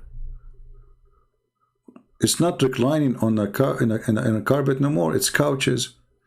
And then he says, wherein both will be those median, restraining in their gallants upon their husband, whom no man knew. He opened what? Like what he opened? Don't you think this is too much details, Allah? Nobody opened that place yet. So now if I go there and if you are over the age, under the age of 6, please leave. Because Aisha, she was mature at the age of 6 according to Muslims. So if I go now and like I want to do business there, it's not open yet. None? Not even a genie? I mean, why genie? What a genie would be doing there? Not only human did not open it, even genie did not open it too. Look like genies, they are doing a lot of work as we speak. Now I know. Women, they lie to us. They say they are saving themselves for the right man. In fact, they are saving themselves to the right genie. Genie bikini, unbelievable. So now you are in the couch, reclining, or in the carpet, wearing silk made from a green in Iran. Green silk, made in Iran, Persian. And now you enter your house and there's women who they are jailed. They can't even leave the house, which is a tent, by the way. And those women, why they are jailed? Because they are hookers. The second you open the door, they will sleep with everybody. So what Allah do? He said, restraining in their gallants. They have restraining order from Allah because those women are so horny. The second you open the door or the window, they will jump on men. Watch for yourself. And now we will find somebody saying to us, I don't agree with this translation. Show me the clear Quran. Ho, ho, ho, ho, ho, ho. This is God and this is his book. Women, they are jailed in their houses, and that God described to us their vagina situation. I'm so glad that Allah don't work in weather news agency, because it look like he will speak about vagina no matter where he go.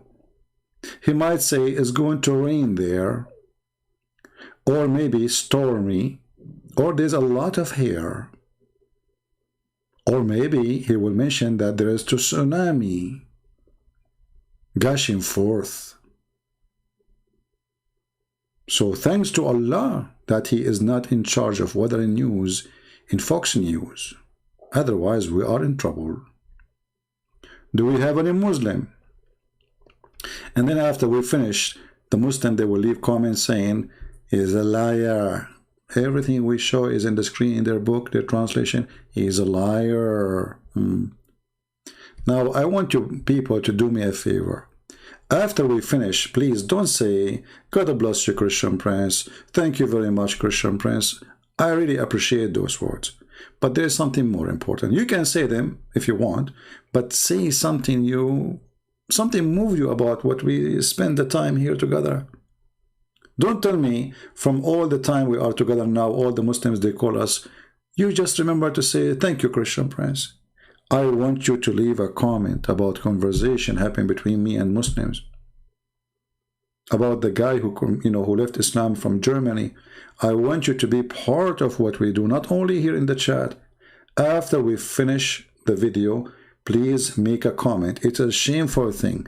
There's 30,000 views and there's 300 comment. That means from every 1,000, there's one person he uses a brain and decide to say something. And in case you do not know, the more comment you post, the more view, and YouTube will recommend our videos to others. So it's a win-win. It's not just a waste of talk. You put your input, you give your opinion, you use your brain from what you heard, and share. Let us see how smart you are. I am sure a lot of you is very smart, even smarter than Zakir Naik. Brother Sister, Christian Prince, he said even smarter than Christian Prince. Zakir Naik, Aaron says even smarter than Christian Prince. I said even smarter than Zakir Naik. Christian Prince, I heard you. You said even smarter than Christian Prince, which means all of them are smarter than you. And I got you busted. Zakir Naik, I said even smarter than Zakir Naik. Christian Prince, first of all, I am the most smart person in Pakistan. Zakir Naik, you are not from Pakistan, as I know. Exactly. Okay. So why you are the most smart person in Pakistan? From Pakistan. Christian Prince, is Allah said that Allah is the best of the creators? Exactly. So, what does that mean, Zakir Naik? I'll explain to you. If Allah is the best of the creator, and He is the only creator, that means I can say I am the best smarter between all the people of Pakistan because I'm not from Pakistan. Thank you very much. Don't call me again. Allah is the best of the creators. But Muslims, if there is any creators beside Allah, they say no. So how He is the best of the creators? Allah make him poo-poo. Muhammad, he heard a man saying, praise be to Allah, the best of the creators. He took it, he put it in the Quran as he heard it. The poo-poo of Muhammad. The best of the creators. In the world, you are the only God and you are the best of the creators. Allah giving himself a raise, claiming that he been hired and he got a higher rank than other creators. Maybe he was talking about YouTube creators. That is true. He is the best of the creators. With this, I want to say thank you guys for being here. Don't forget to download the videos. You can cut them pieces. As an example, make a topic from a topic we mentioned. You do not need to repost the whole video, one piece.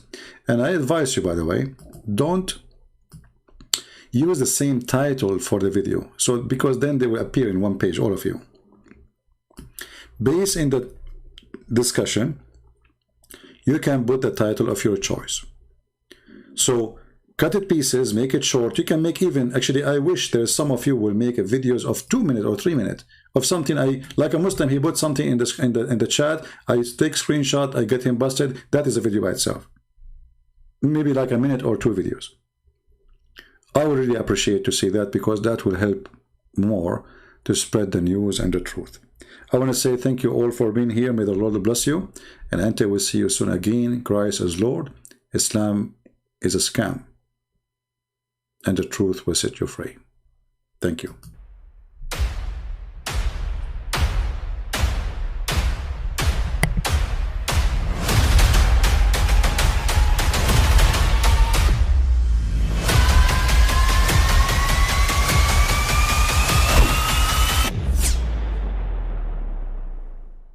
But I mean, again, he doesn't know who Gabriel is, right?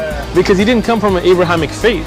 The people of Mecca were pagan. Quran is mentioned. If this book was from other than God, they would have found in it many contradictions. If a book is without contradictions, that has no bearing on whether it comes from God or not. I've had phone books that are inerrant, but I certainly don't think God gave them. That we believe without understanding. The brother asked a very important question, that most of the scholars say that listening to music, watching movies, and most of the television programs, they're haram. So how can we have fun? Let me tell you, brother, at the outset that having fun is permitted in Islam as long as the fun is halal fun. That the standard narrative has holes in it. The Prophet tells us because Satan or the devil sleeps over our nostrils. Those who oversleep and not pray Fajr on time, Satan urinates in their ears. I really do think Jesus was crucified and that he really was dead and buried. He thought that he was a son of God in the sense that he was specially chosen by God. I think Jesus really did think he was going to be the Messiah, the future king of Israel. I mean, that is, after all, why they crucified him,